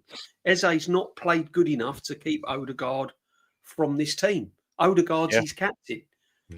For you to keep the captain of the football club out of your team, you have got to do all sorts of madness. And Eze hasn't done that. So he's coming back.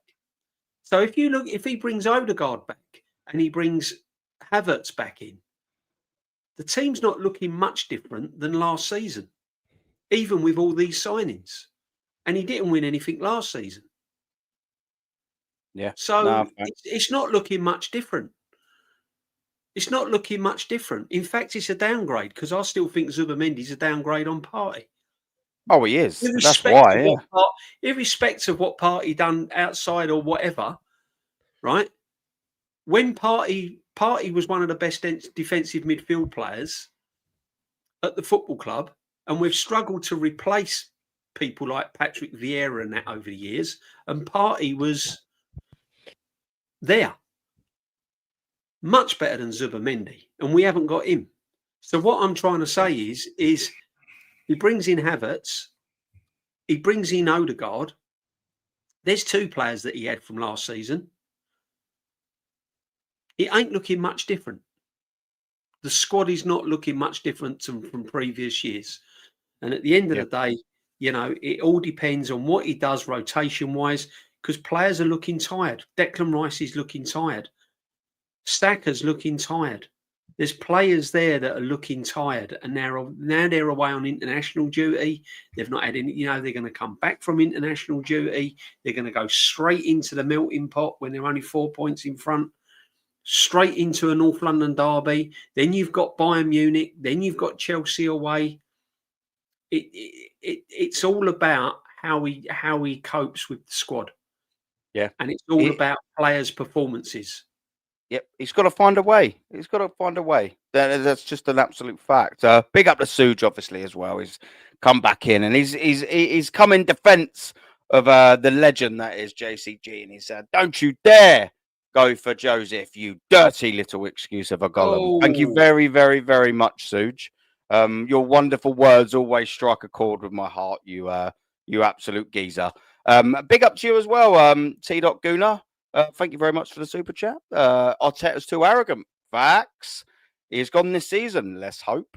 PSG will come in for Saliba. Marquinhos is rubbish. Foden's better than Saka. I think as well the point that you're making there is, or maybe I'm reading it wrong, but you know, if you have a failure this season, and Mikel Arteta, and I'll sort of have a little chat with the panel about this as well, is the players will start wanting to leave. If Arsenal Football Club fail to win anything this season, you're not going to keep the likes of Saliba.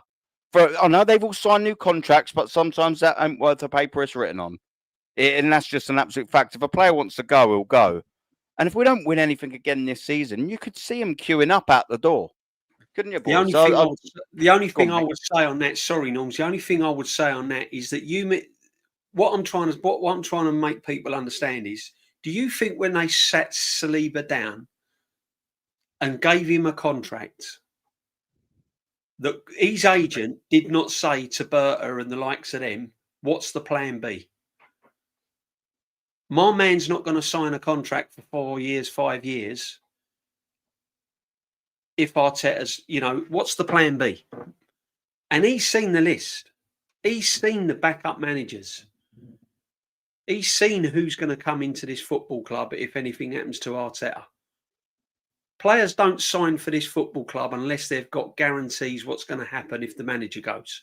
Because they all know that this could be his last season, and it will be. And I keep trying to get people's heads around it.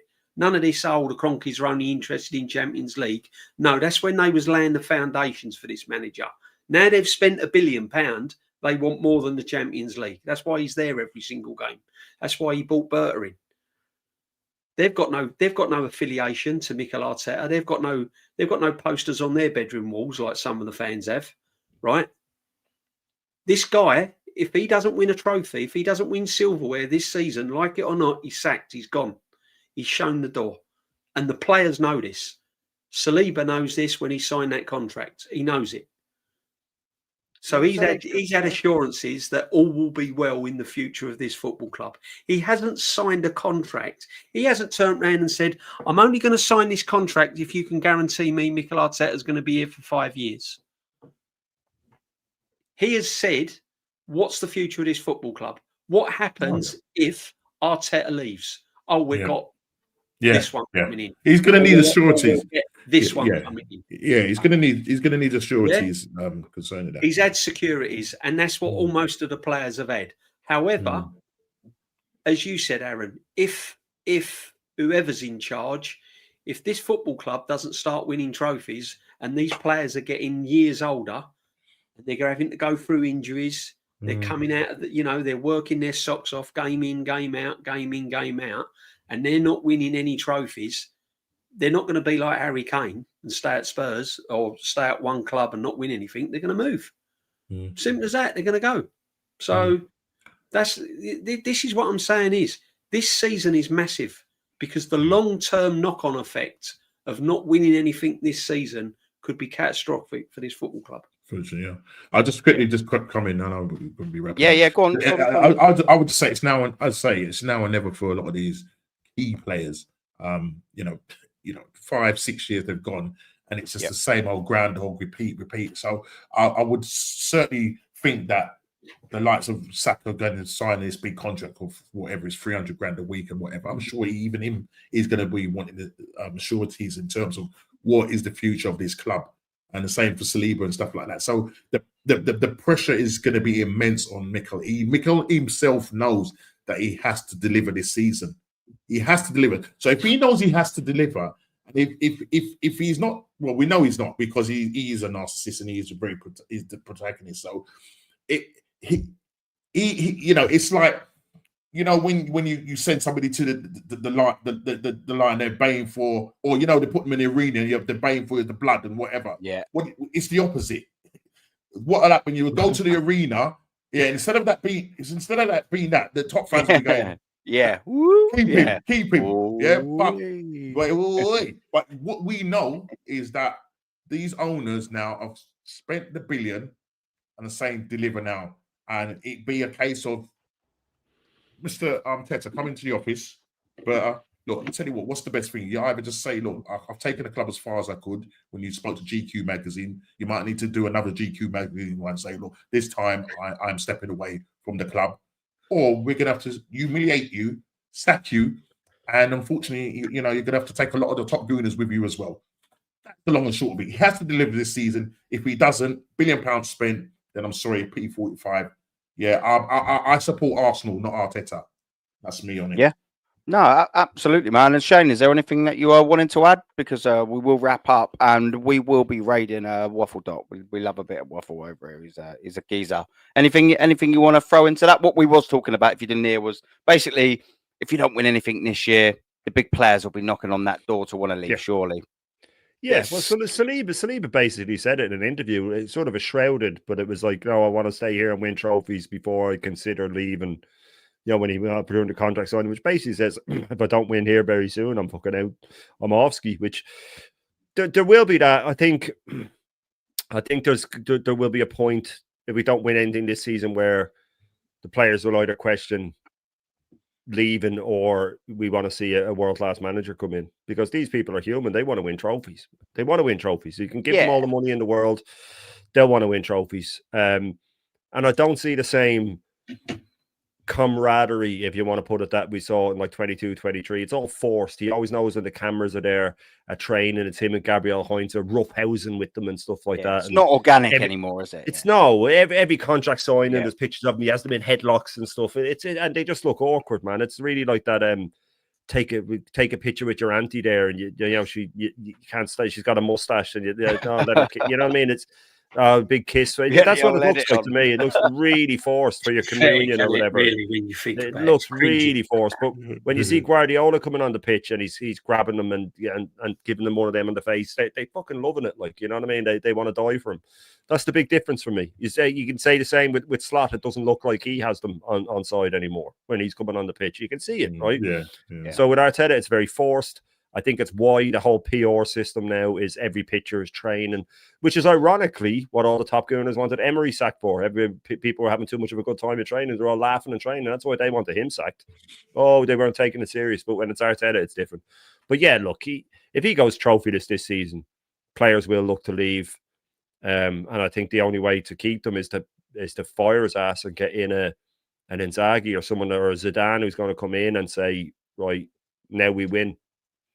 You know what I mean? That would be the dream, really, wouldn't it? To get rid of him and move on. It'd be unbelievable. But I think he'll go before the players, though. Hopefully. I mean, I was surprised he went this season, because I thought the money that he'd spent up until this season and the squad we had last season was still good enough to win at least one cup. Yeah, oh yeah. I thought the squad we had last year was good enough to win at least a Carabao Cup. At least, minimum. When you think like Palace went and won an FA Cup and we didn't win anything. No disrespect to Palace, big up Palace, but I mean, come on, man. And now people are saying this season we've heard, oh, he's got the squad, he's got the depth, he's got this, he's got that. No more excuses, and yet we're still seeing excuses, injuries again. They were blaming the referee as well. Yeah, referees are cheating, CUNT, and all of this we've heard. Yeah, right. Absolutely ridiculous. Everything is geared up that every time this manager fails in games, it's never his fault. It's either injuries, the referee, or the players. He never takes accountability. I would have more respect for this football manager if he came in the press conference, like you've heard Arne Slot, like you've heard Pep, like you've heard Mourinho, like you've heard all the great managers over the years. I'd have much more respect. Big up, Matty, all the time. I'd have much more respect for him if he was to come out and say, look, I got it wrong. We were 2-1 up. There was players tired. I should have made more than one substitution. Yeah. And I got it wrong.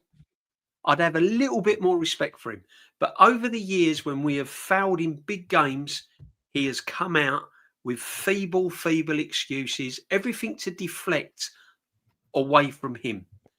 PSG, oh, yeah, well, we had problems and, even their players were saying we were the better team. There was players carrying injuries, but we were the best team in Europe. The best team in Europe went out. No, you weren't the best team in Europe because you didn't win. You didn't get to the final. PSG were the best team in Europe. Barcelona was better than us that went out in the semi-final. If we'd have played Barcelona, it would have been a Barcelona and PSG final. Let's be honest about that. So this is what I'm trying to say. And he comes out.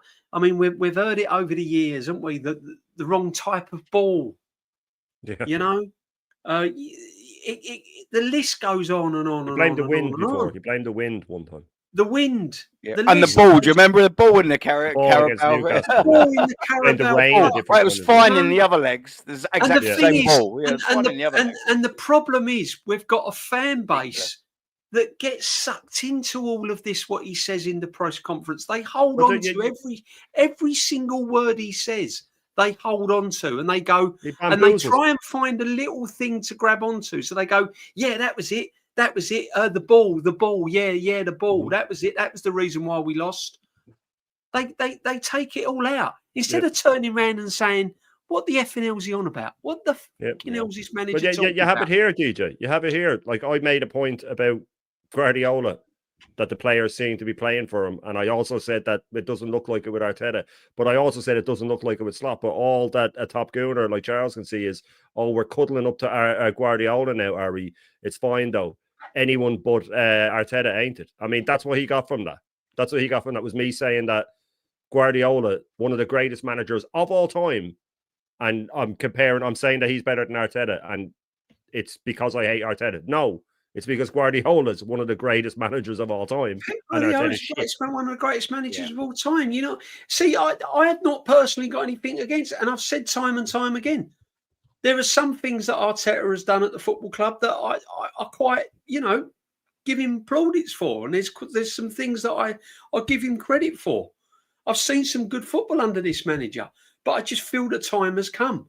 And if he doesn't win me trophies this season, right, as a paying Arsenal fan, if he doesn't win me trophies and I'm coming away from that stadium potless, then I want to see another manager next season. And if he's still here, I haven't got, and I keep saying it, I haven't got a clue what I'm going to do with my season ticket. I really haven't. Yeah.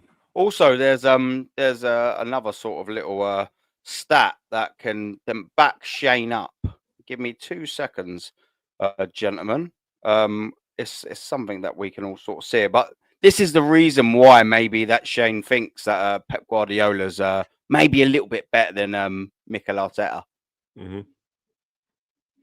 3 world's best club coach, 3 Champions League winners, 3 German champions, 6 English champions, 3 Spanish champions, 4 UEFA Super Cup winners, 4 FIFA Club World Cup wins, 2 German Cup winners, 2 English FA Cups, 2 Spanish Cup wins, 4 English League Cup winners, 3 Spanish Super Cup winners. Oh, and the Charity Shields, but we won't count them. Mikel Arteta will never get. He will never win them trophies, even if he leaves Arsenal. He's never going to have a CV like that in 10, 15, 20 years of management. Never. No. Never. No matter who he manages. He might go somewhere and perhaps sneak a domestic cup or something like that, but he's never going to have a list as well. And that's why he was in my top 3 on Change Topic show. Literally because of that, and because of the way he's kind of, changed football. Oh, look, it doesn't search for him. I thought it would have found him. Never mind. What can you do, eh? You're just writing what you're thinking, isn't it? Is it going to be his managerial one, is it? You might have to zoom back for his trophies now. So you can put them all in. Hold on. Mikel Arteta. Mikel Arteta's trophies.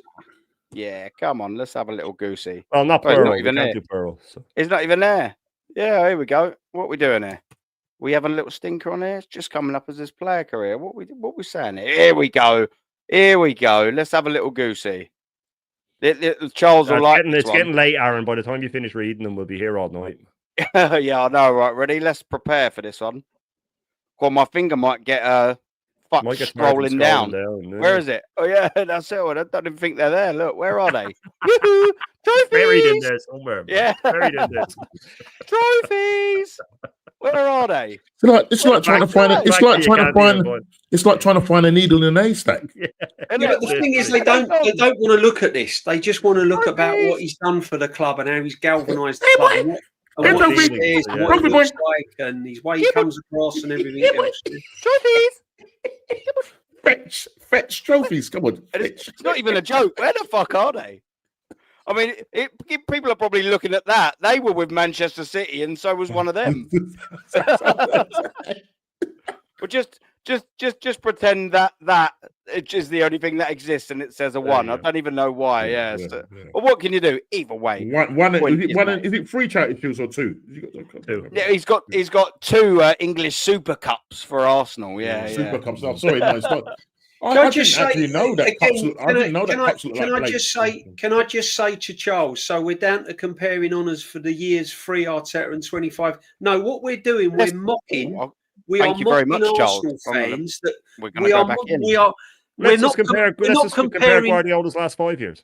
We're not. I was going to compare his it to first 5 six. years then. But what we're essentially either doing, way. if you had half of whatever sense and saw what we was actually doing, we was actually mocking the Arsenal fans that still say that this manager, Mikel Arteta, is in the top 5 of world-class managers. And some of them even say that they would rather have Mikel Arteta at Arsenal than Pep Guardiola. Oh, most of them would say that. So if you look If not through all the of them. fog, If not all of if you them. look through the fog, we're actually taking the piss out of top gooners and not comparing years. But if you compare the last 5 years, Or the compare first the 5 last years, 6, whichever you want. he still His comes first out year. on top. His first year, he won a treble in his first year, so he won more in his only. His first year was 2008. Yeah, his first season was 2008. So in 2008, by that, and what we got 6 seasons. So we're going up to what 13, 14, is it? Yeah. Well, he's won the World's Blessed. Oh, that's a personal thing. But look, 2 Champions Leagues in his first 6 seasons of managerial. We'll compare it to Mikel Arteta. That's fair. I get that, Charles. That's absolutely fair. We're comparing 25. Let's just compare the 6 seasons. And then check how much he spent at Barcelona at that time as well.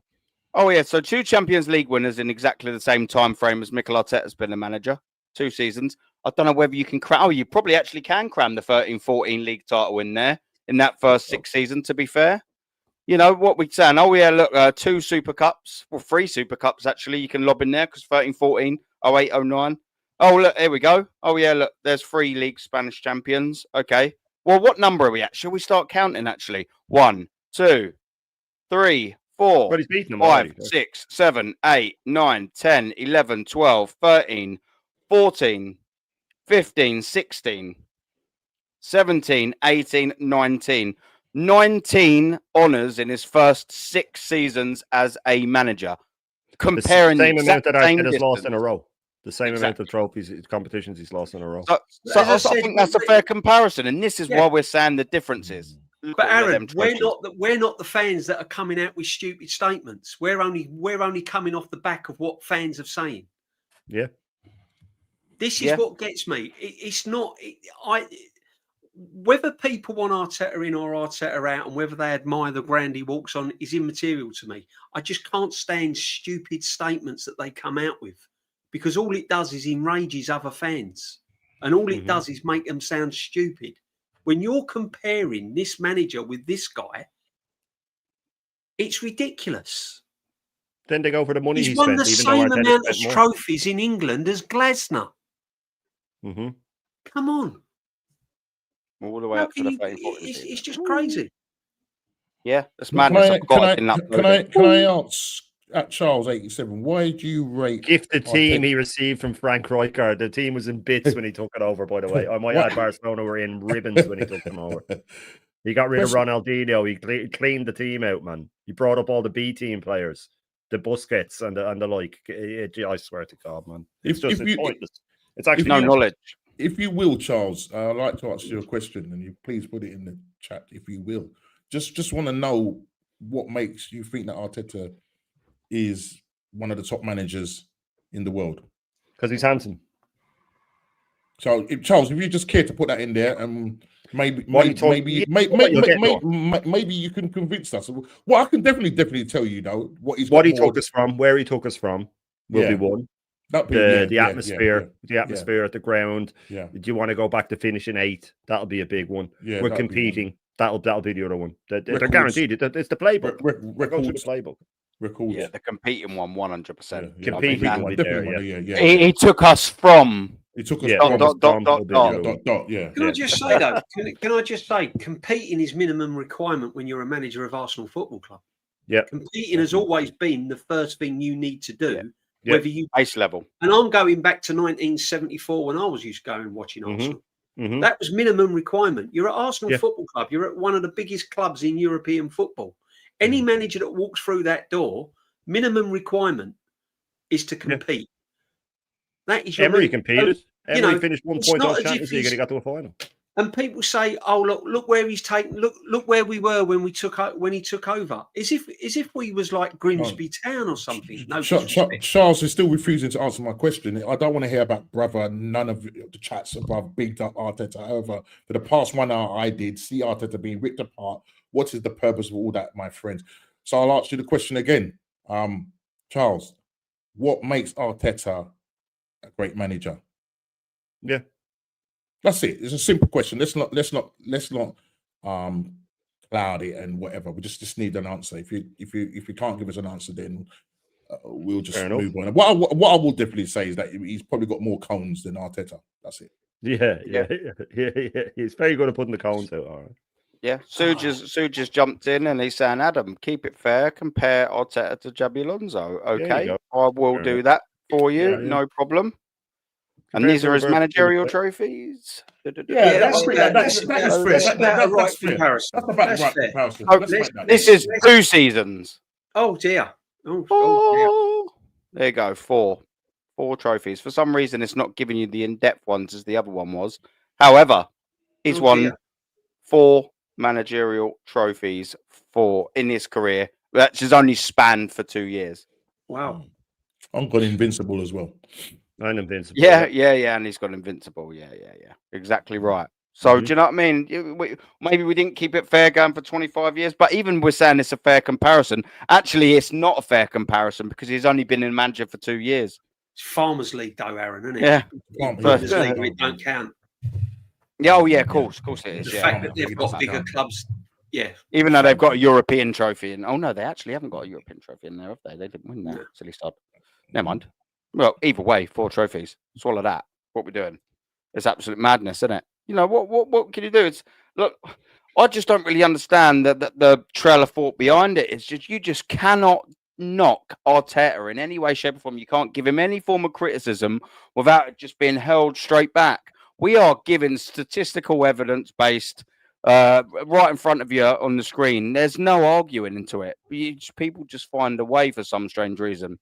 You cannot come back to it. You could do it for all the great managers, like I said earlier in the stream. You compare Arteta and actually say Arteta's better than a lot of these managers. If you put up all of their history in their first 6 seasons as a manager, and he comes out probably right at the bottom. At the bottom. You go into, everyone always says, oh, do you remember the narrative when we beat Simeone? Oh, yeah, there you go. And you lot want Simeone because you beat him in one fixture. Yeah. Look at his first. And he took that Atletico Madrid from nothing. Yeah. He said he was better than Ancelotti. Ancelotti's first 6 seasons, and you can guarantee there's a league title and a Champions League in there somewhere. I can guarantee you that.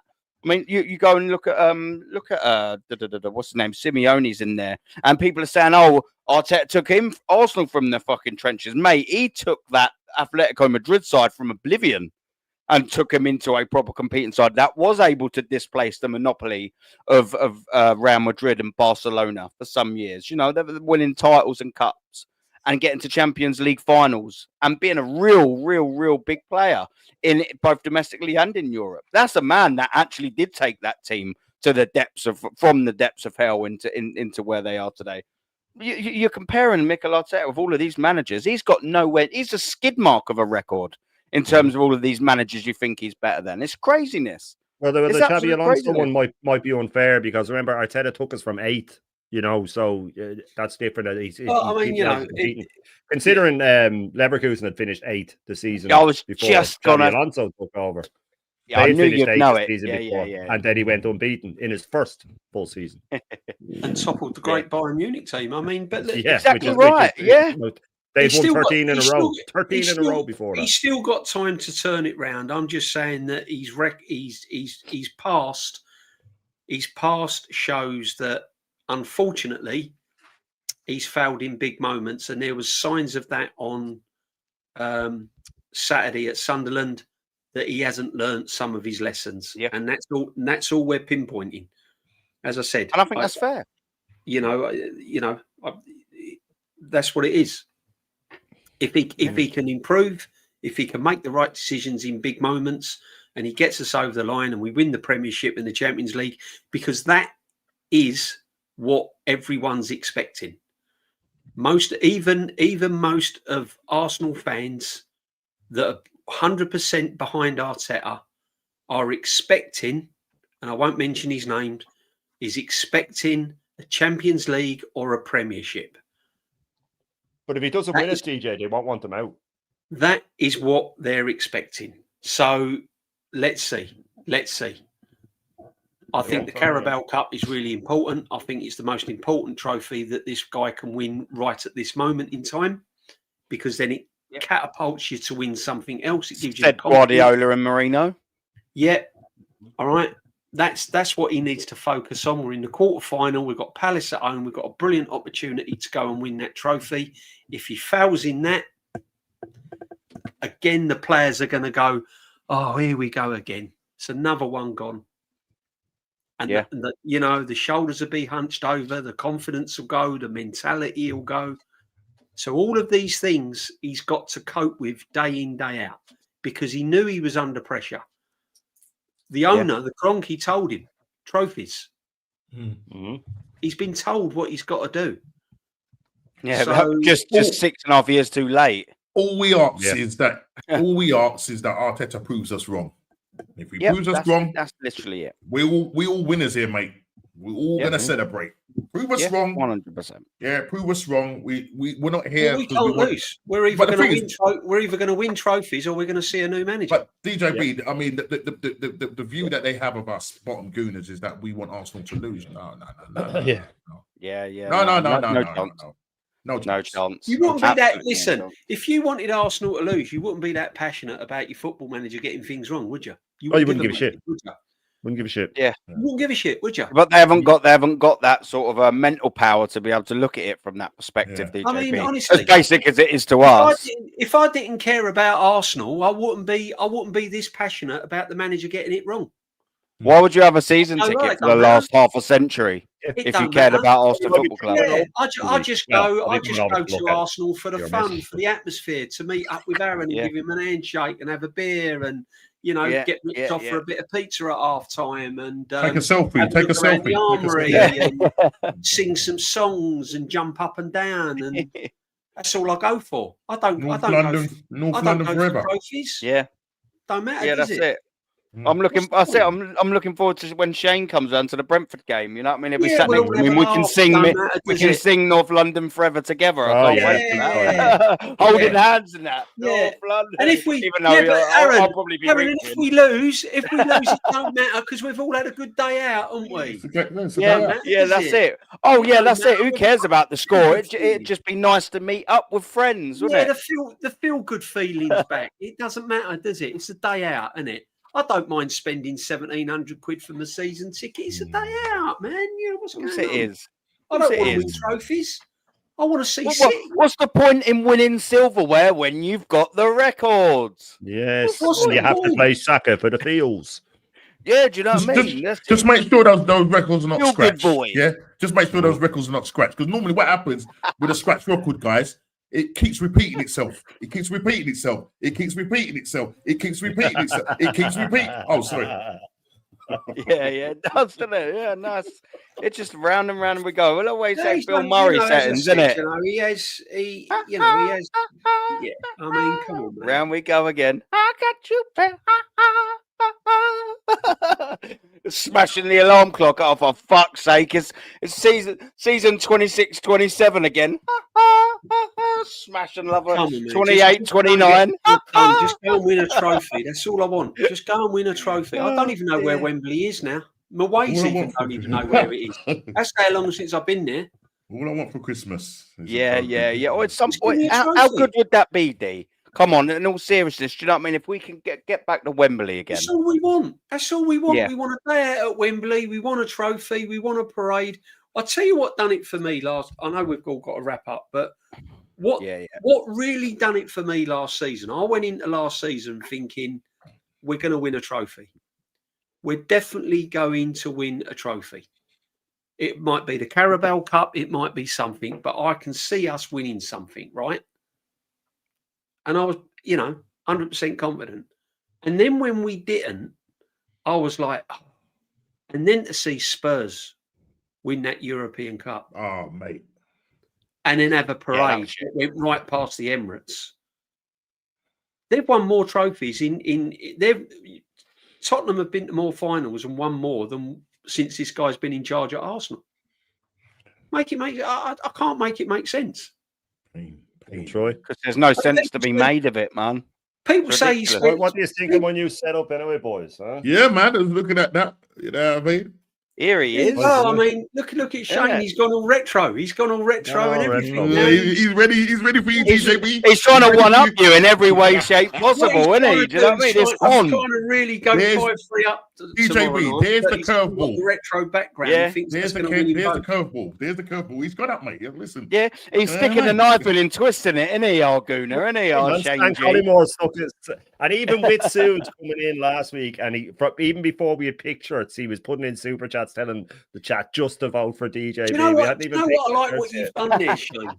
You've hinted that green is your favourite colour. That you've even got the wall. You know, look, it's all green in the background. Oh, I mean, to be fair though, I mean, he is Irish. It weren't going to be any other fucking colour, was it? Do you know what I mean? It was always going to be green. He's got a little bit of red on there. Look, he's got his own. Proud Irishman. I got the Denmark. Yeah, got Denmark. He's got the Argentina. He's got the Argentina. That's only half my shirts as well. Shane, I'll tell you what. The retro show tomorrow. By the way, chat, tune into the retro show. I've got a great kit coming out tomorrow, man.